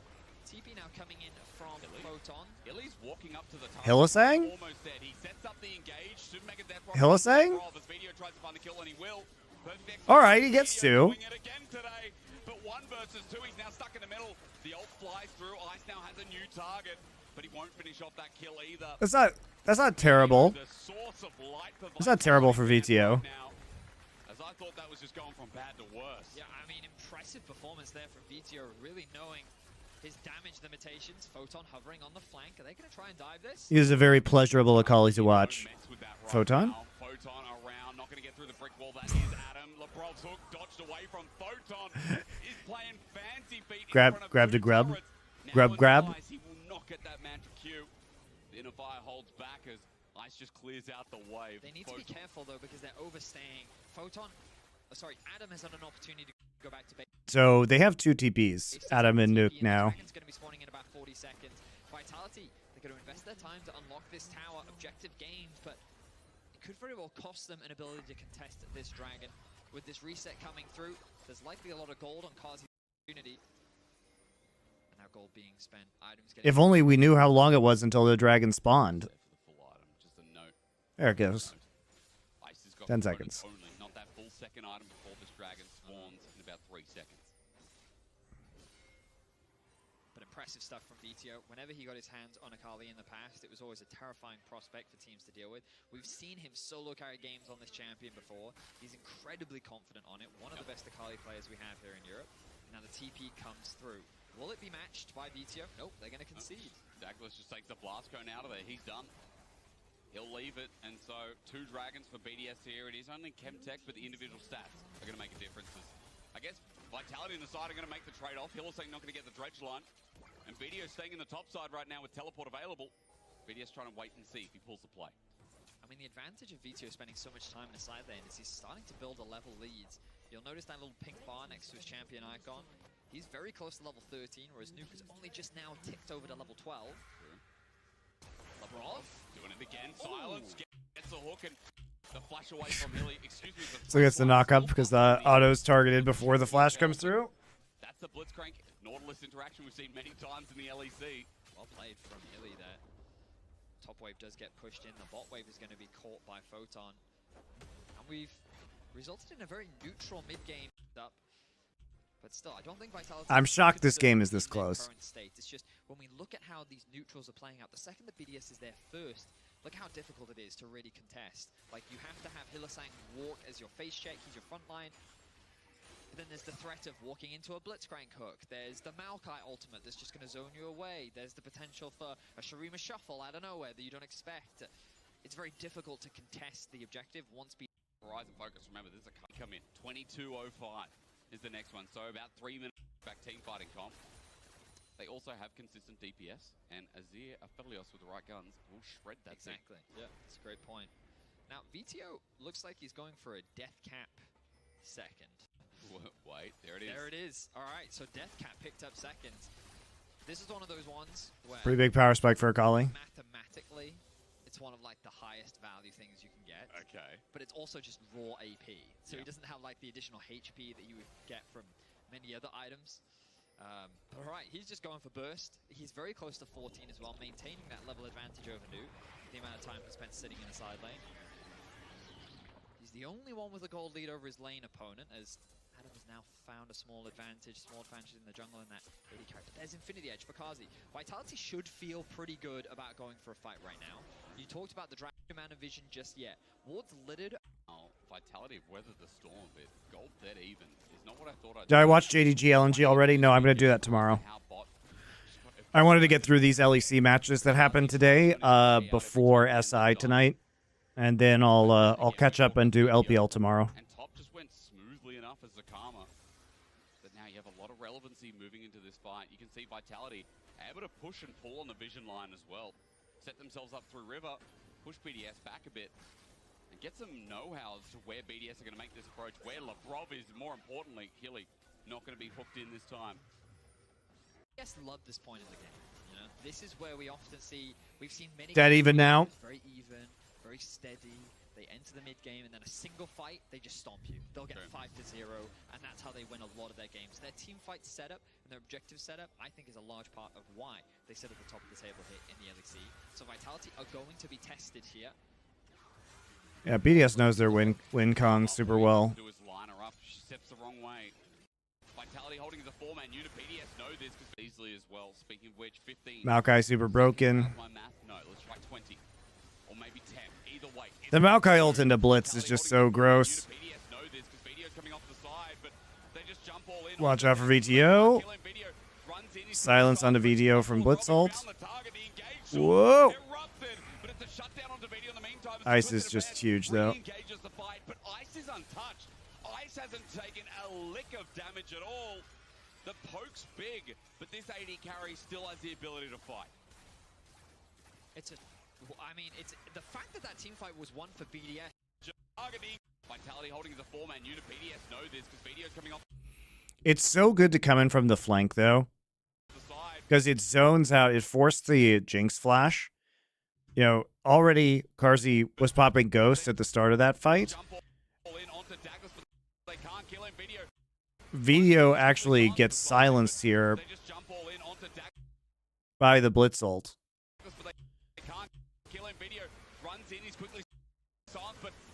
And he kills the Blitz, but Carzzy actually doesn't get an assist there, so there's no getting excited. And it's just really good kiting as soon as VTO comes in. They back off basically instantly. No, let's try 20. Or maybe 10. Either way, it's up soon. Vitality holding as a 4-man unit. BDS know this because Video's coming off the side, but they just jump all in onto Douglas, but they can't kill him. Video runs in, he's quickly silenced, but onto LeBron, he found the target, the engage tool erupted, but it's a shutdown onto Video in the meantime as the Twisted Advance re-engages the fight, but Ice is untouched. Ice hasn't taken a lick of damage at all. The poke's big, but this AD carry still has the ability to fight.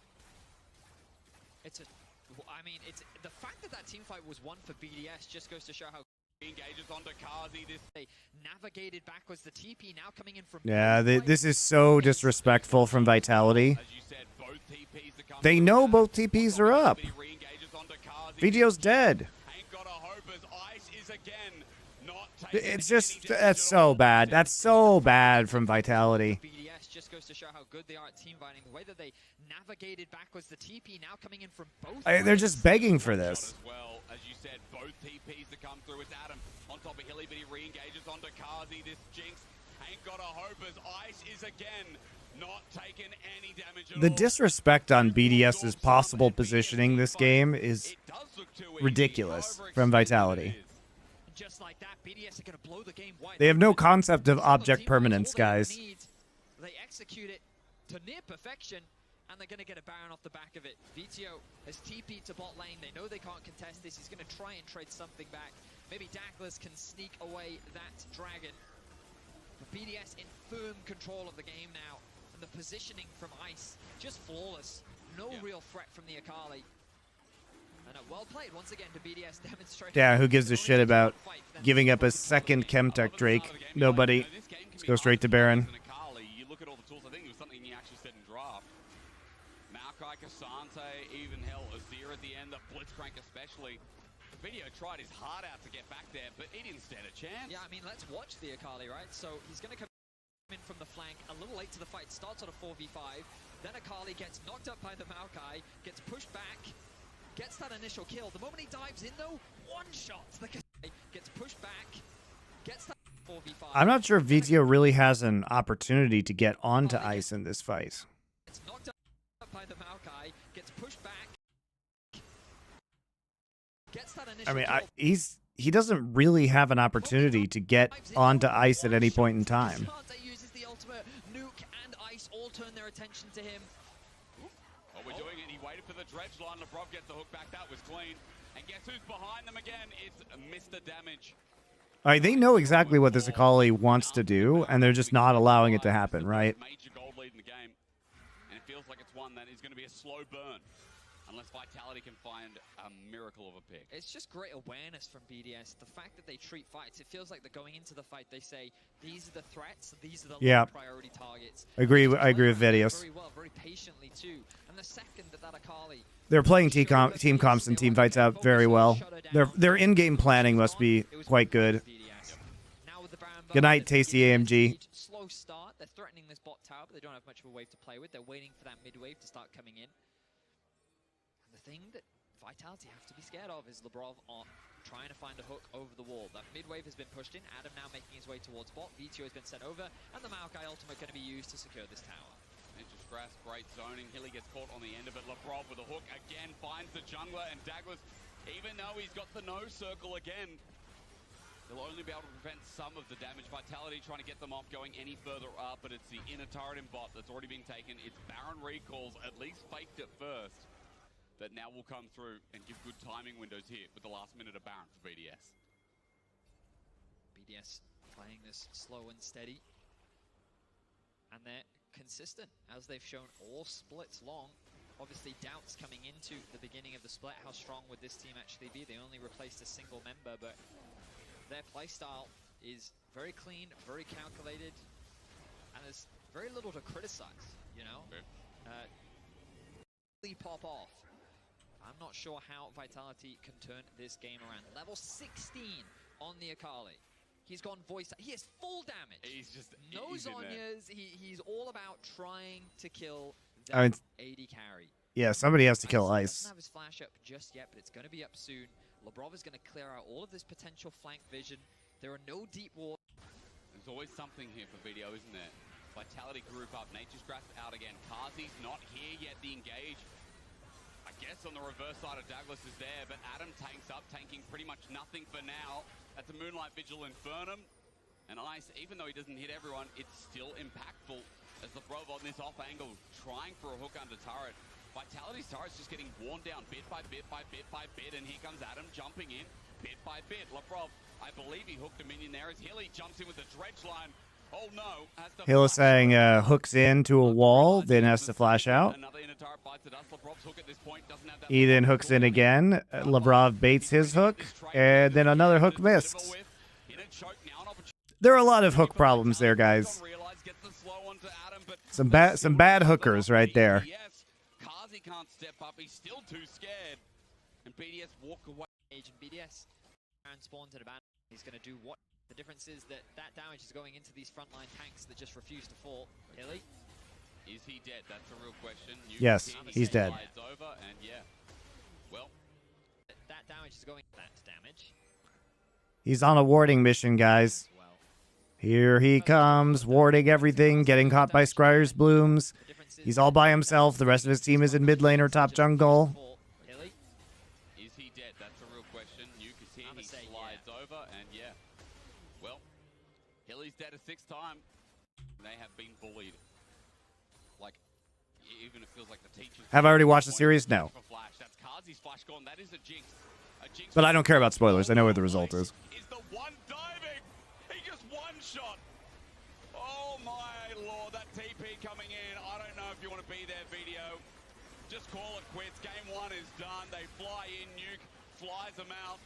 And Douglas and Hill are saying, there's something at the base waiting for you, but I won't tell you till you die. A triple kill goes over, and how's that to end it out?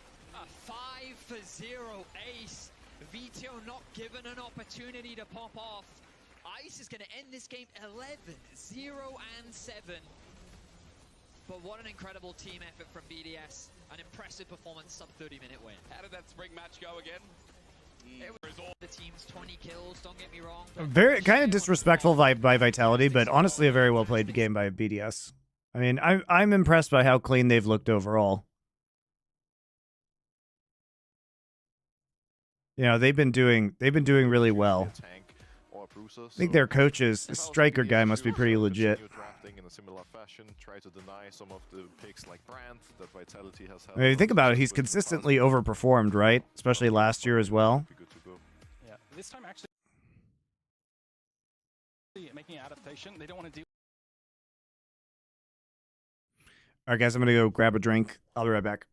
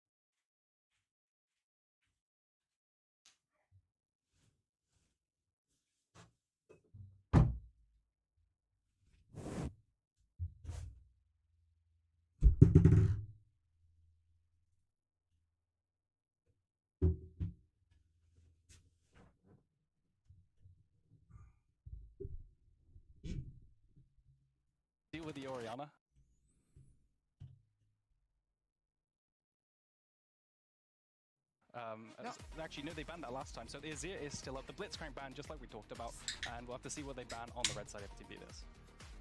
I'm wondering what the Maokai priority is going to look like, because there you well, there you go, we BDS don't want to deal with that. Very powerful jungle champion and very. Is it just me or Hilly's not been good this split? Raywind, yeah, he hasn't been great. In the previous draft, had banned the likes of Varus. They further. Do we blame Zayas for all these acts? Yeah, it's feeling like people are catching on. The question is if they still want to remove Darius from Adam. Yeah, my favorite BDS drafts are the ones with really easy engage, right? You know, Adam branching out. The Maokai seems extremely good for BDS. They're very good at playing it, but I find it interesting that they actually take it away here, afraid that it's going to be first picked. Determine save support for later and just smash stage.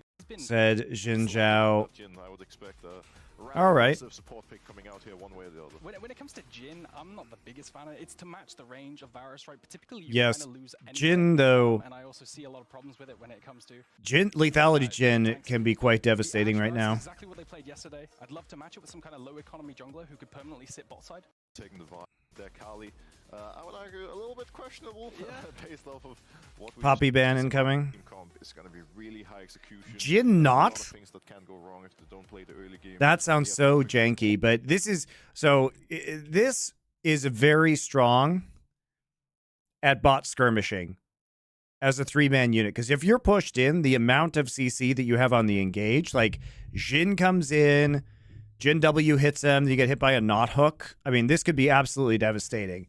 But it's pretty transparent what you're going to do, and if you don't pay attention, then you're just going to get shoved in, or if something goes wrong in the jungle, then you're just going to lose a bunch of plates and have to farm under turret. Challenge for them is going to be to keep Jin and Nautilus alive early on, because like we saw when Vitality played Varus Ash yesterday, Cassie and Julia are going to go really aggressive, and you don't want to let your bot lane. We'll just play straight for bot side here because of that range advantage and the trade potential. Shio is going to have to lift bot, because the way these kinds of matchups go, you kind of just chill. One of Adam's champ, Kali, we'll see how it plays out. I think there's a very high chance, of course, but I would argue. Yeah, there's the Poppy ban. That's what I expected. Unless they really want to get that.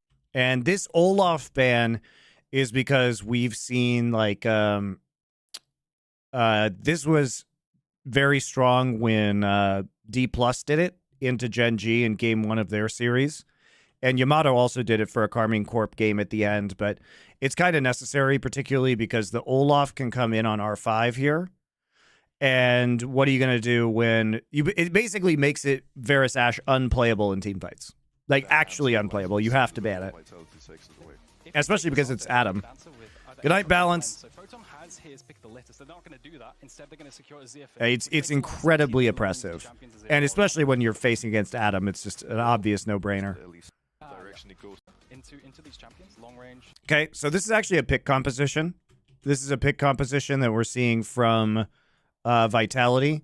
They want to isolate somebody with Ashe or Varus ults, and then, you know, pick them with, you know, followed up with a Viego stun and some Akali damage, and just get Viego resets rolling. So they need to make sure they have vision control and play well around objectives to catch somebody out at the start of fights. Is the boring routes, but Douglas is clearly a giga shout. Like Vi's good here. being blinded from, you know, I can see. Oh, sorry, we already picked Jin. We are going to pick the Darius. Interesting. So it's not too interesting because it's Adam. But this is the BDS MO last year. You know, this is BDS MO, which is that you take a lane bully so that you win the 1v1 in top, and it presents your opponents with a lot of problems, right? Which is last year, it enabled them to play jungler around bottom side, and for crown shot, like this is why they started stacking drakes so early last year, is because it basically forces enemy jungler to come to top side, and it's incredibly annoying.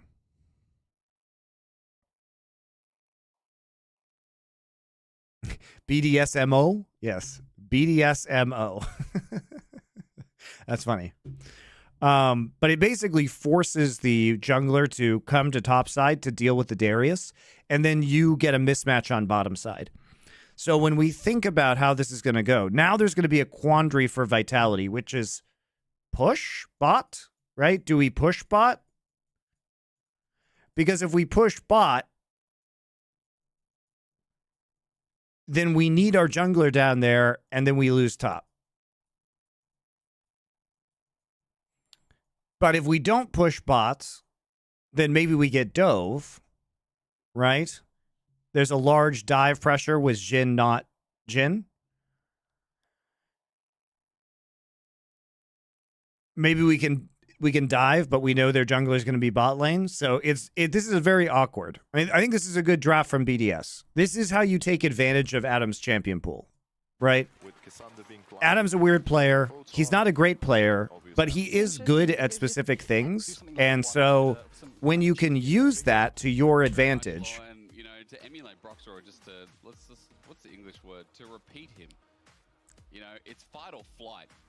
Right, and talk about it in a different way. It really is. Well, let's just say Vitality through this game with the int of the week. Well, we're going to find out. It'll go 10-0 or 0-10. Can they do it? I mean, you're in such a great position. You don't want to go to the lower bracket. You've got a second chance, of course, but it is just so nice to make that upper bracket run. Lock yourself into guaranteed top 3 with this win. And we have not had a game go to game 3 yet in Winter Playoffs, so it would be nice to start now, especially before we get into G2. So what we're seeing here is that they want to get advanced position on the lane so they can get pushing pressure. I mean, I feel like the upper bracket, sorry, the top yet good will be seen. have impressed us already. Oh, no. VIT. Oh, hang on, wait. Oh. The Okay. level 1 mind games are so real in this situation because both teams want to avoid the Varus Ashe is like warping this game through double Hail of Blades, because if you get good position as Vitality and you can use blue side to your advantage and wrap around the back brush and just fucking completely abuse double Hail of Blades. Oh no. Ward's down. He's fine. Ward gained though. Advantage. Hillison. But what about VIT? What is he going to do? I don't know. So we end up with these very strange, you know, both teams counter jungling at level 1 because of the mind games that are going on. Alright, okay, so red and blue are going to be traded. The question is, do they know? I guess LeBron knows there's a ward there, so yes, wait, we're doing it again. Force shots up. Line connects. Okay, we finally started off. Rooted in his Kazi, ignites down, but LeBron is one shot away. Kazi matches over. First blood surely going to. Why are we trying to play this into double Hail of Blades? All right, let's talk about this. Ice has 1 shot in the chamber. And they have 2 Hail of Blades, and everybody's at level 1. So he has 1 shot, then he's just reloading. And Lebrov tries to flash away. I don't even know why he bothers. I don't even know why he bothers flashing away. He's dead. Matches over. First blood surely going to him. There ain't enough damage. It's a Jhin at level 1. Dagda must be Yikes. watching this as the boots fall pot man. Jhin was way behind the play. I don't think you win this, though.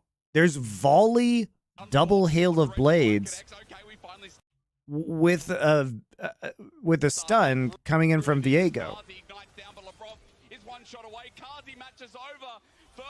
Like, guys, it's not a close play. This is not close. Like, you lose.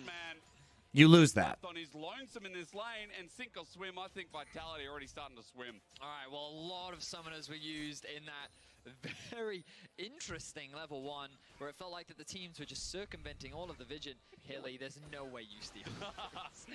Nah, he's going to back off. So it's already going great for Vitality. They get spotted. This ward offering so much value. Douglas makes a beeline. The stun coming out from the VA. Also, it's pretty problematic that the Jhin is just reloading for like 90% of this encounter.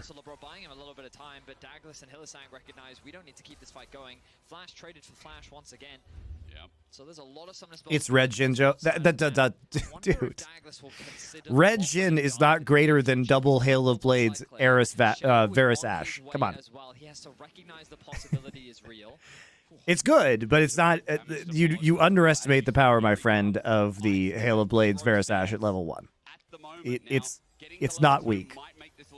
If he loses this wave, it is very bad. It's really done, isn't it? I mean, already it's rough. And meanwhile, mid, BDS are making a roam of their own. Adam's just ghosted for this. Video is one person who didn't lose his flash early on. Adam is going to burn in. I mean, already it's rough. And meanwhile, mid. Dude, I love how Adam's just like fucking pushing. Like they realize that everything is a disaster now, so they have to find some pressure elsewhere on the map. So even though Adam has no TP, they're in emergency mode. Ice will at least get a bit of farm. Yep, that's another good point. It's Boots Jin versus Double D-Blade. I didn't even notice that. They also they doubled down by not even building a support item at level 1. There is a 0% chance that BDS wins that.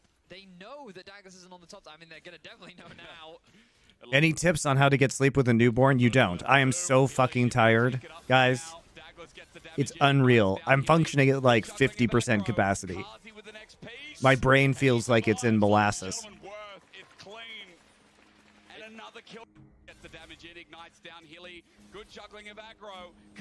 So this is an absolutely incredible start for Vitality. How could you have asked for anything more to play to your win conditions? This is such a great start. It's perfectly calculated.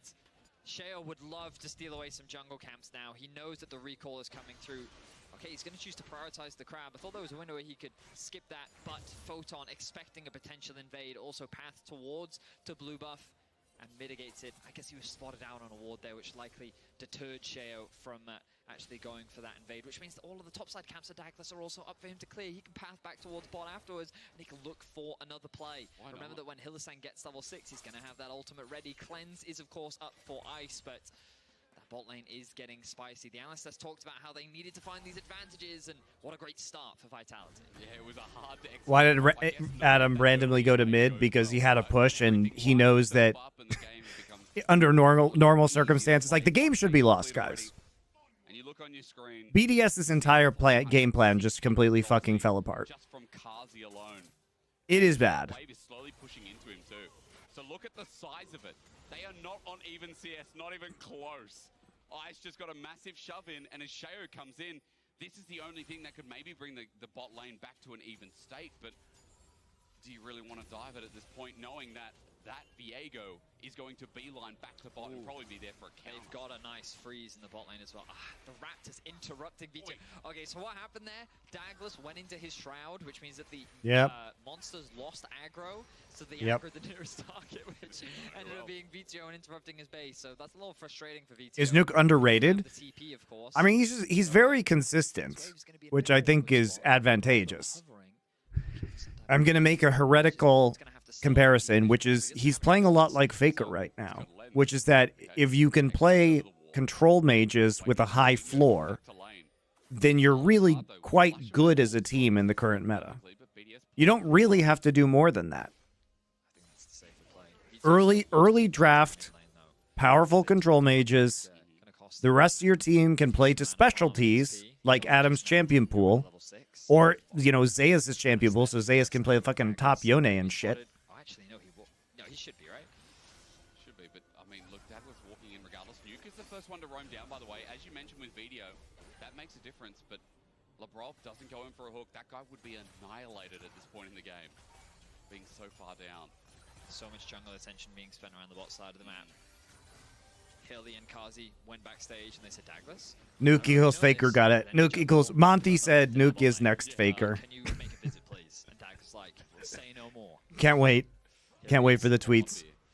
Now they're setting up for an invade on the blue buff. They have the push in mids. Keep your eyes on Photon as well. He's making his way down. No, he's just going to reset for now. Just ghosted for this, by the way. Right under Sheo, flashes away. Douglas flashes backwards. Interesting move. Now, it's true. Rumble was a pretty big issue for him at Worlds last year. That Tom already said that Nuke equals Chovy. What was his reasoning? BDS is winning on the health trades, though. The region has to Chovy. I maybe that he just wins lane. I think he's actually closer to how Faker's playing right now. That's my opinion. Now Labrov getting poked down, waiting for that arrow in the quiver. Labrov gets tagged, but Kazi unable to find the kill. That was weird. That was so weird. Hey, but maybe it unlocks the dragon. A lot of chip damage was thrown down onto Sheo. He did have to use his smite, and you know what? Mid has actually gotten push, and the bot's gone push as well. So if this was an incredibly calculated play from Vitality to get themselves the dragon, I am impressed. Yep. I don't think it was, but you know, it works out nicely. Hey, give the benefit of the doubt. Maybe it's a massive 5-head play. Is all the setup. Hilly ghosted for that. Douglas again, that flashback. Not sure what it was about, but hey, at least it leads into the dragon. Early dragon at that as well. Naturally, with bot being so far ahead, this is what you'd expect. There's still about a 10-15 CS lead over Ice. The first Jhin in winter playoffs. Will it be the last? I mean, again, Where does BDS's success come from? Stable drafting of coherent compositions that play similarly.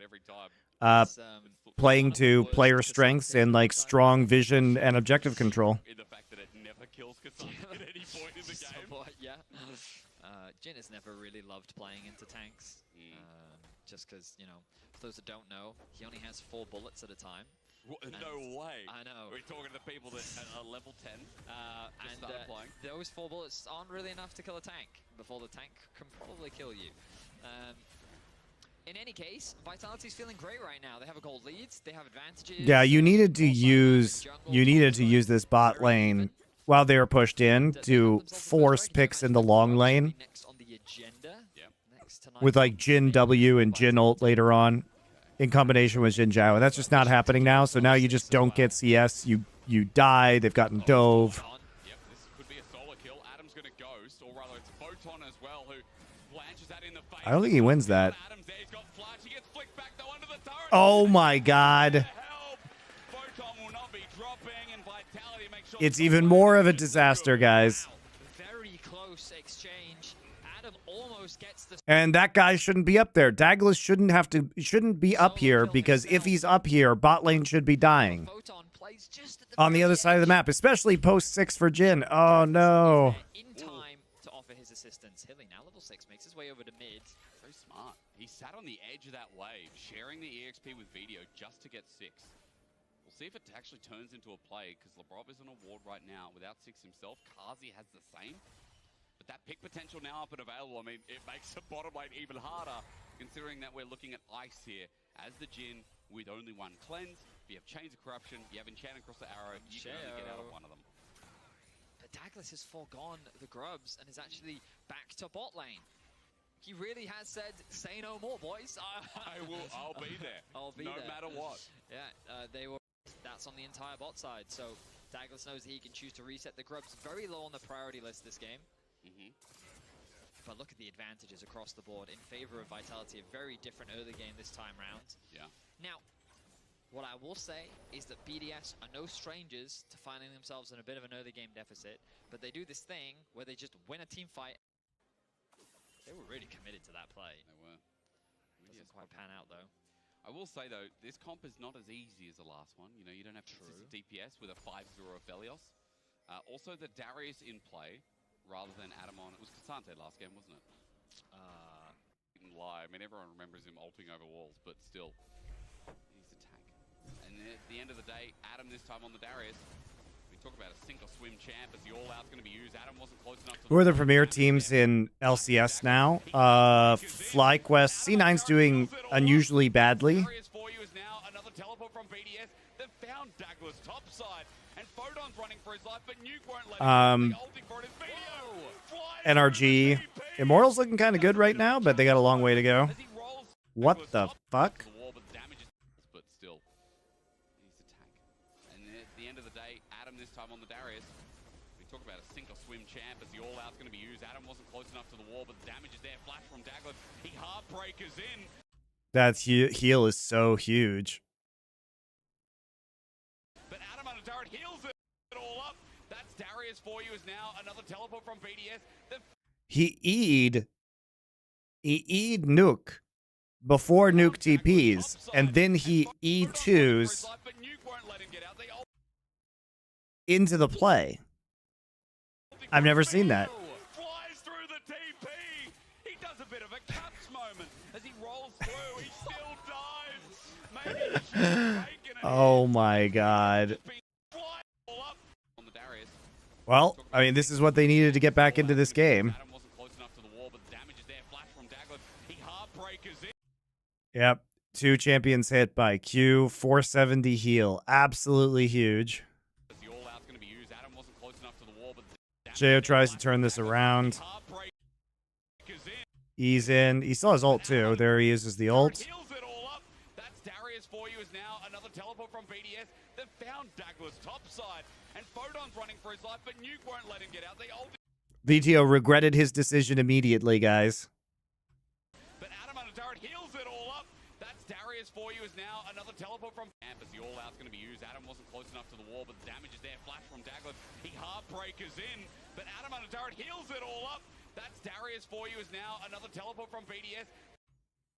They've found Dagless topside, and Photon's running for his life, but Nuke won't let him get out. They holding for his feet. Flies through the TP.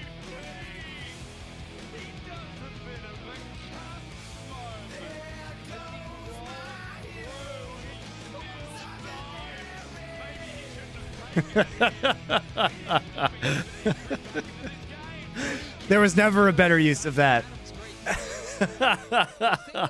This patch, the healing that he gets from his Q, the lower he is, the more he gets back. Now Vitality's bot lane, can they perhaps get something back for the team? Captain Jack Sparrow. Ice just gets that away from him, and Labrov takes the brunt of the damage at the end as well. So Vitality don't find anything here, bar the health bars. Running for his life, but Nuke won't let him get out. They ulting for it. His video flies through the TP. He does a bit of a Caps moment. As he rolls Yeah, it's interesting he doesn't actually get nuked there. He had vision in that brush. Adam's great plays. The thing that was buffed this patch, the healing that he gets from his Q. The lower he is, the more. Imagine if we had the old observers, we would get a slow motion replay of VTO flying in. Oh, we absolutely would have too, but we don't have enough observers to go back and capture that footage now. So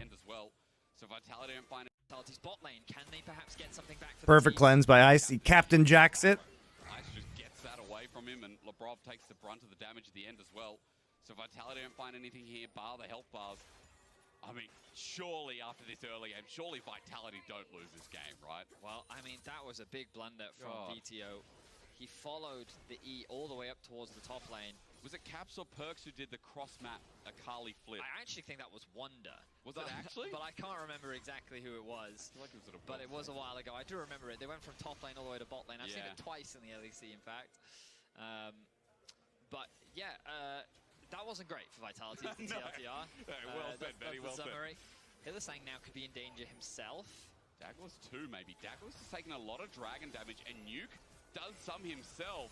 He's gonna die. Clipping did not record the song played. Really? What are you doing? Well, I mean, I have more questions for Vitality. It's on the VOD, I know. VTO is pushing in mid. He doesn't collapse down.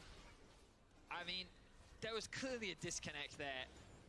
There should have been more coordination from the bot lane, the mid lane. Oh no, actually. To that dragon, making sure they're on that objective first. Dagless It doesn't, because I don't get it. I don't get my VODs flagged because I have it on the alternate Twitch track. Because I'm smart like that. Otherwise, I might get DMCA'd. It only shows up in the YouTube. If you guys go get it it'll be in the YouTube for sure. And by the way, I did now demonetize my YouTube video for this stream. So you're welcome. Every time I do that, it costs me money, guys. Appreciate it. Replace my investment with that song and creating that moment for you with Twitch subs. There's a price that has to be paid.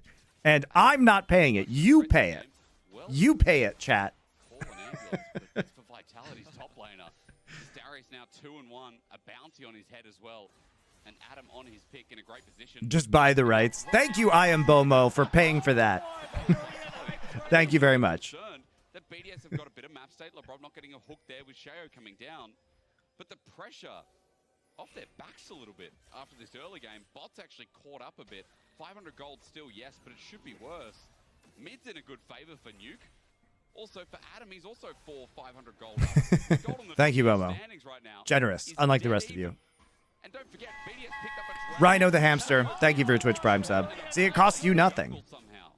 As Douglas comes through, he's getting standings caught up a bit. 500 gold. BDS have got a bit of map stats as well. And Adam on him of a threat this game. Well, Thank you, Smash968. I appreciate it. I appreciate it. Bot's actually caught up now. Thankfully, the fact that Chao can even To try and hover around, doing whatever he wanted on the map, but that crucial misplay on the top side has really hurt them. So no grubs ended up dying this game.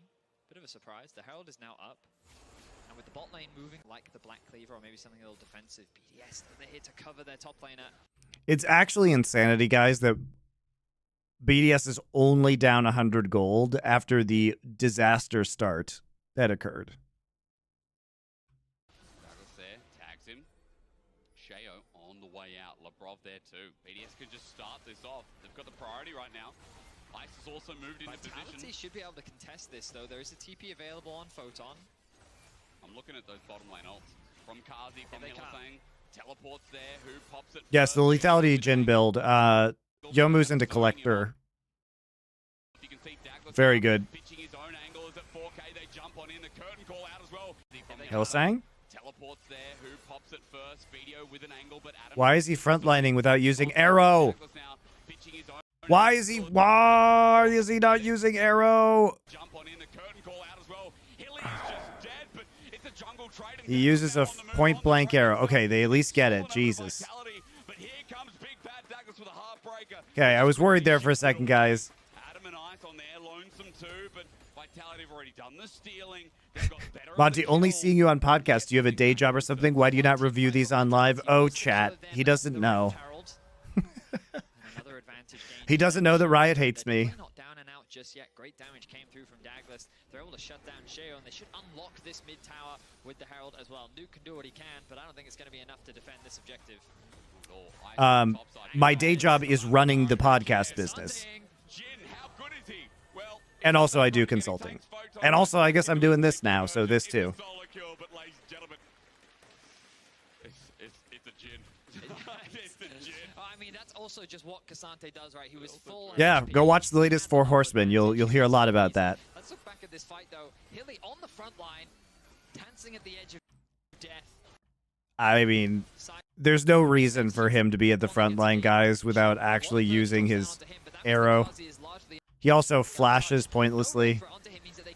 I mean, I guess HP bars are a resource, right, guys? So he was just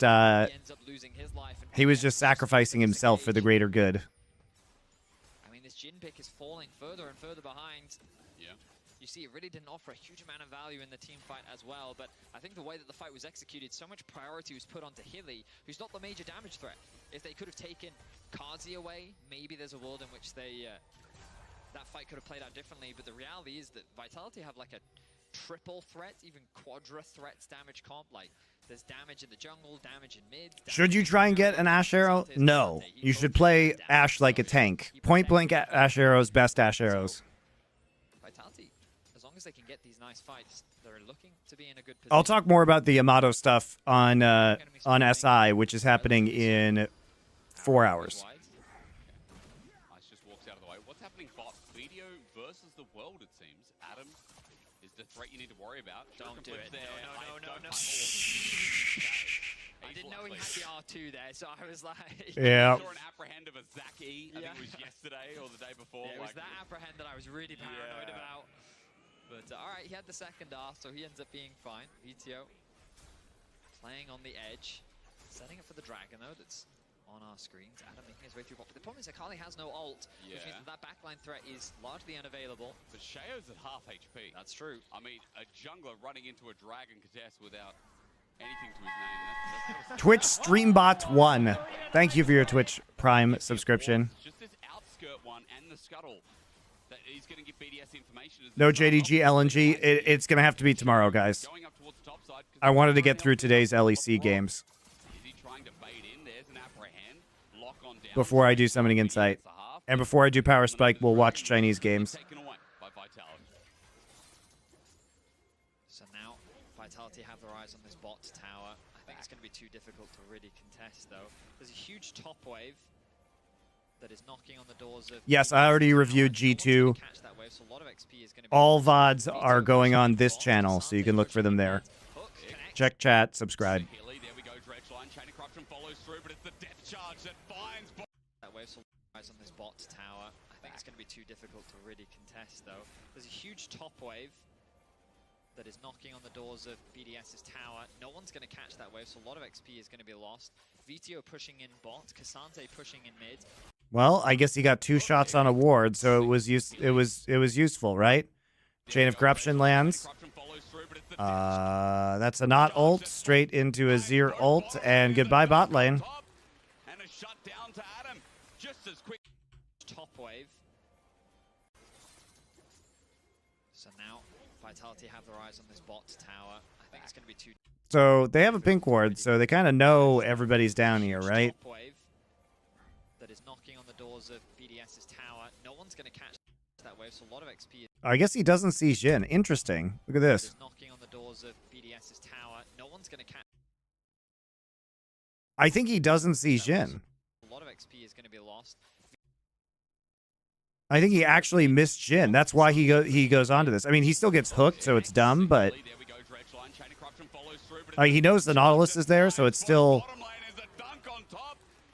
bad, but like Hylissang playing frontline Ashe is absolutely ruining this game. Vitality's just playing a spectator there. Like, they have VTO in bot, they have Photon in mid, and their AD carry is just kind of watching in the river. I'm not really sure who they're trying to protect or what they're trying to set up. Maybe it would have been better for them to reset and then path towards top. Photon is now... Oh, God. Is he the fast yet? Yomu's pop it. Ice, is he going to have a chance? No, because there's an all-out coming to a cinema near you. Are we doing No, he wouldn't see Jhin W because it was in a brush where he wouldn't have vision. No, I don't think he sees Jhin W if Jhin is not visible. I don't think they should. I don't think not at all. Okay, good. The Baron is not fast enough at this point in the game. But yeah, like, you have to question what the goal is for Hilly and Kazi here. Like, Kazi's obviously playing a lot more defensive. I'm not entirely sure, but I'm pretty sure you can't see Jhin W if you can't see Jhin. Bot lane being pushed out. I just felt like that was an easy collapse for BDS. At the very least, they get something back, even after losing so much farm towards the... Classic SM doesn't exist anymore. You know, what do we got? He stepped out of the bush. Don't think so. Oh, he did. You're right. I thought he was still in the brush. You are correct.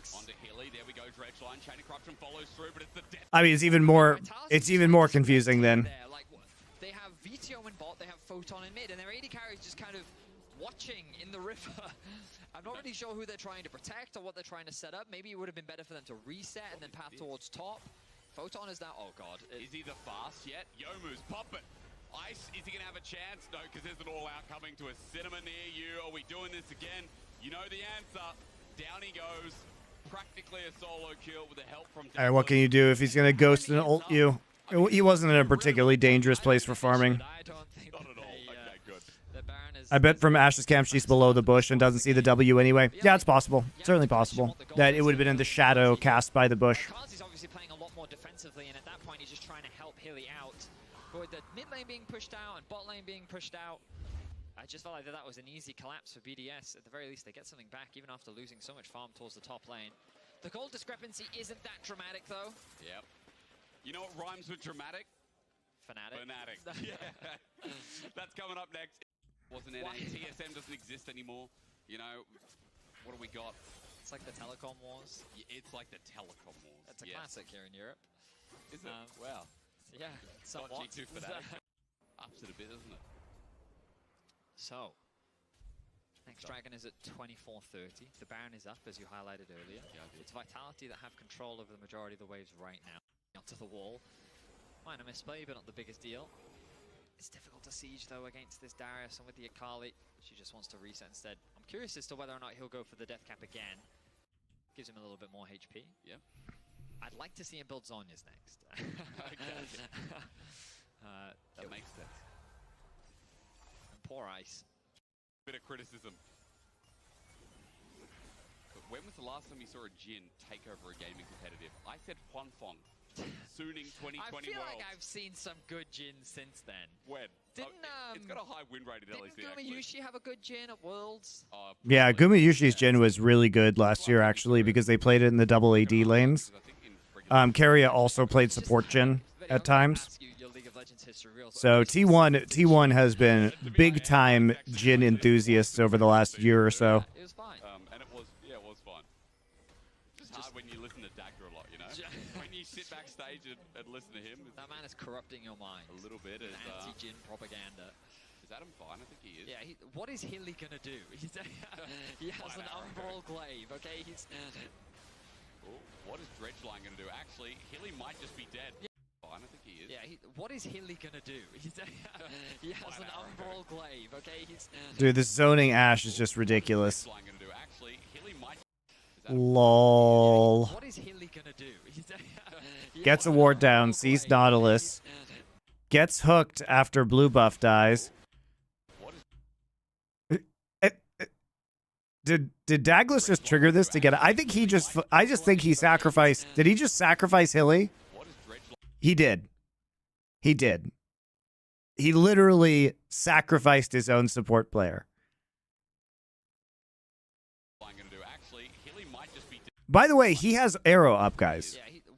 So he could have just arrowed the Nautilus that he sees with his eyeballs.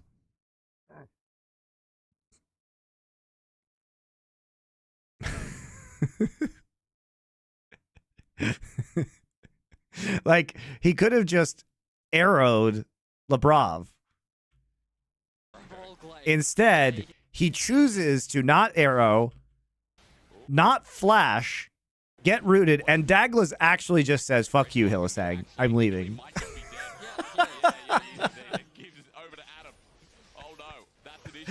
He needs to save that extremely long Ashe arrow cooldown, guys.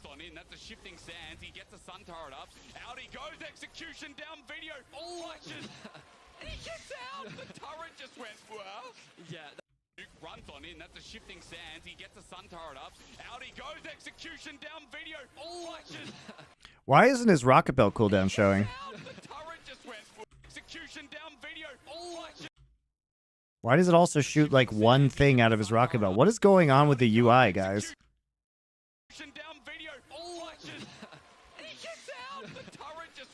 Why are cooldowns not working properly? But he made the rocket belt work as well. Credit to VTO. Gets himself a solo kill. This is the strength of Akali into the Azir in a side lane. Yeah. No, it's the difference is that now the live UI is fucked up. But Nuke ends up losing his life in a side lane.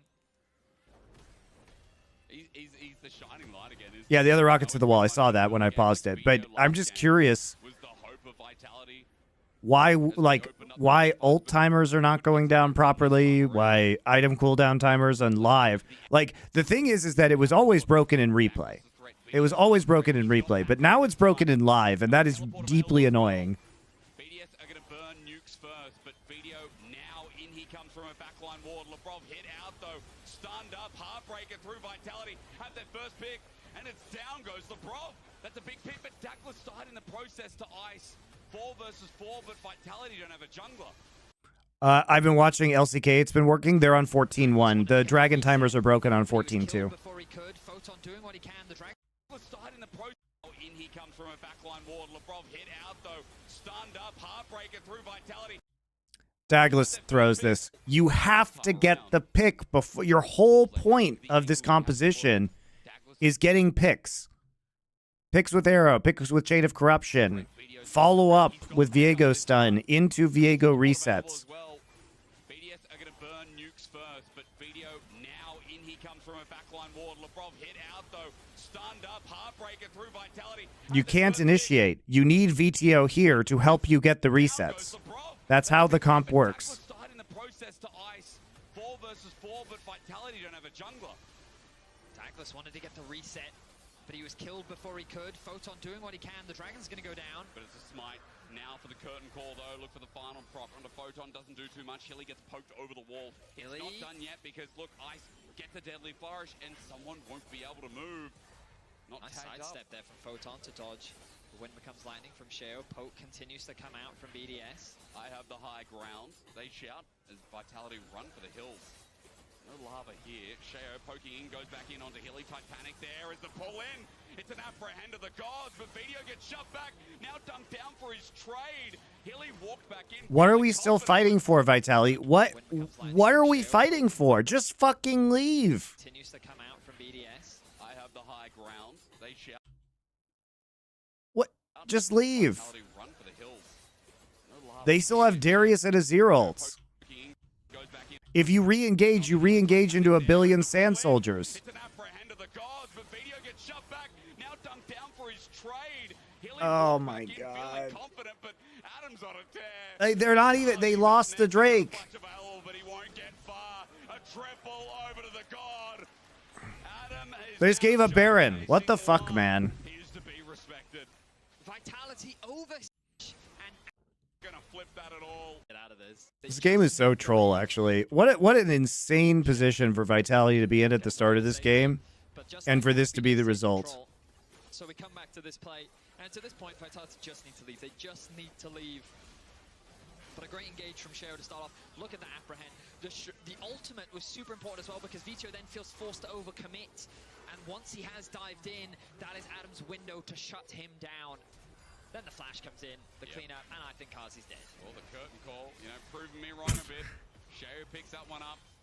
Kazi and Hilly. It was Fly in the bottom lane earlier. Now it's a single fight. It's like BDS is just the one fight team, man. Yeah. They find that one fight, and all of a sudden they blow the game wide open. They've done it all split long. They did it in the game before. They're doing it again. This time off the back. I received 1 kill on Jin Zhao. Oh no, Roulette. They received a kill onto Labrov. They received a kill onto Nautilus at the start of that fight. But just like that, BDS take control. Right? So we come back to this play, and to this point, They traded Viego for Nautilus and a Drake, and then they re-engage. But a great engage from Sheo to start off. Look at the apprehend. The ultimate was You know, you get the kill onto Sheo, but you give a massive shutdown to Adam. And once he has dived in, that is Adam's And you get 2 more kills and a Baron. So they traded 1 Jin Zhao kill for 2 kills, a shutdown, one of which was a major shutdown, and a Baron. that one fight, and all of a sudden they blow the game wide open. They've done it all split long. They did it in the game before. They're doing it again. This time off the back of Adams, Darius, and now they're sieging down the mid-tier 2. It's just crazy how it's digressed again. Here now. You see him make a play. I remember. Pretty disappointing, guys. The wheels in motion in mid. Bot side for Nuke as well. Just in a minute. God, Cloud Soul with this team is just egregious. On the edge. He's fine. Negative last. You know, love playing him. Don't like watching. Doesn't feel the same. Deadly Flourish is there. Doesn't command it, but Photon. VTO's not there, so we actually get to use Jin ult. From Nuke as well. Is in such good spot. Hilly watching. Doesn't feel the same. Deadly Flourish is there. Where are the Astros this game, guys? Where are they? But I don't hate Jin.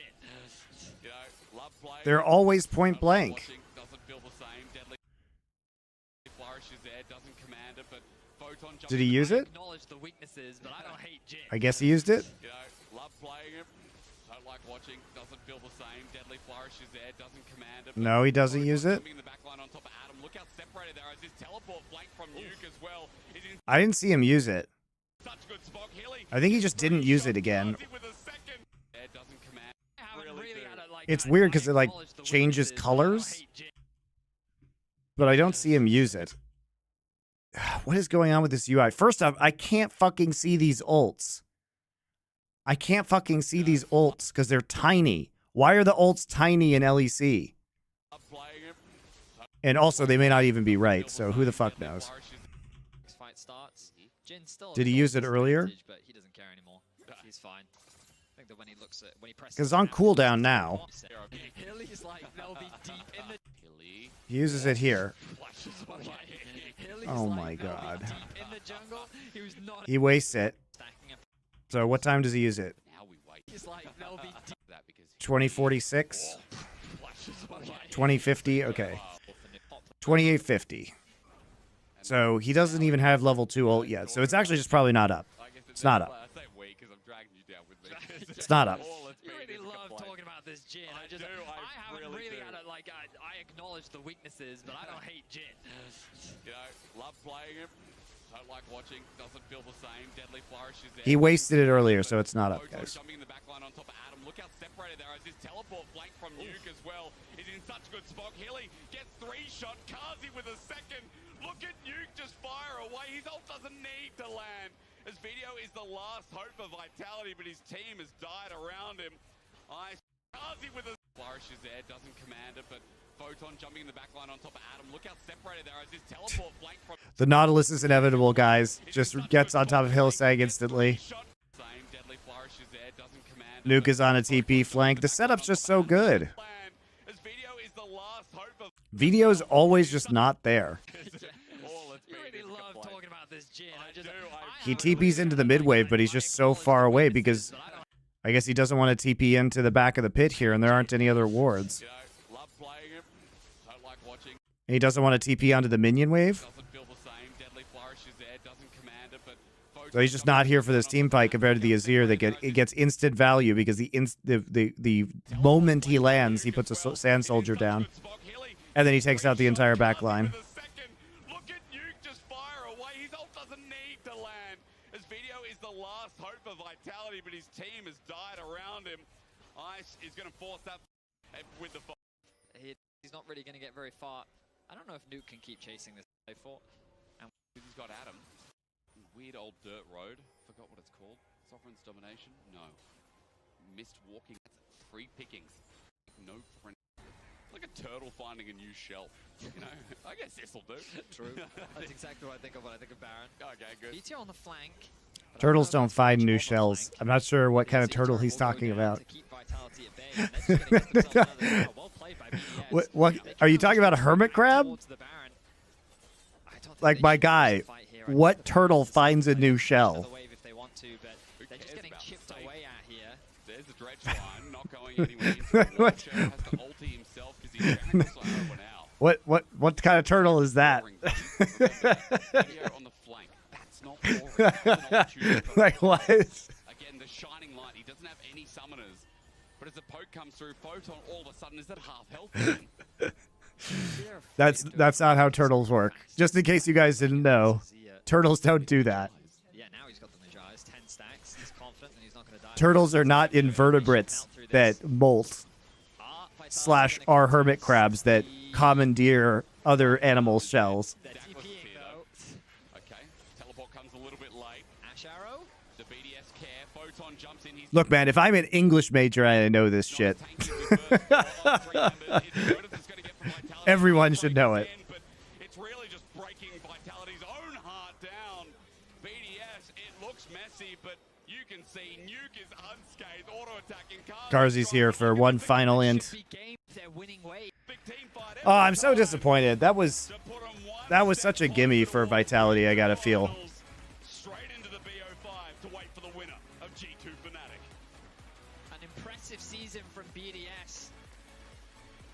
And it's just the way in which they're winning.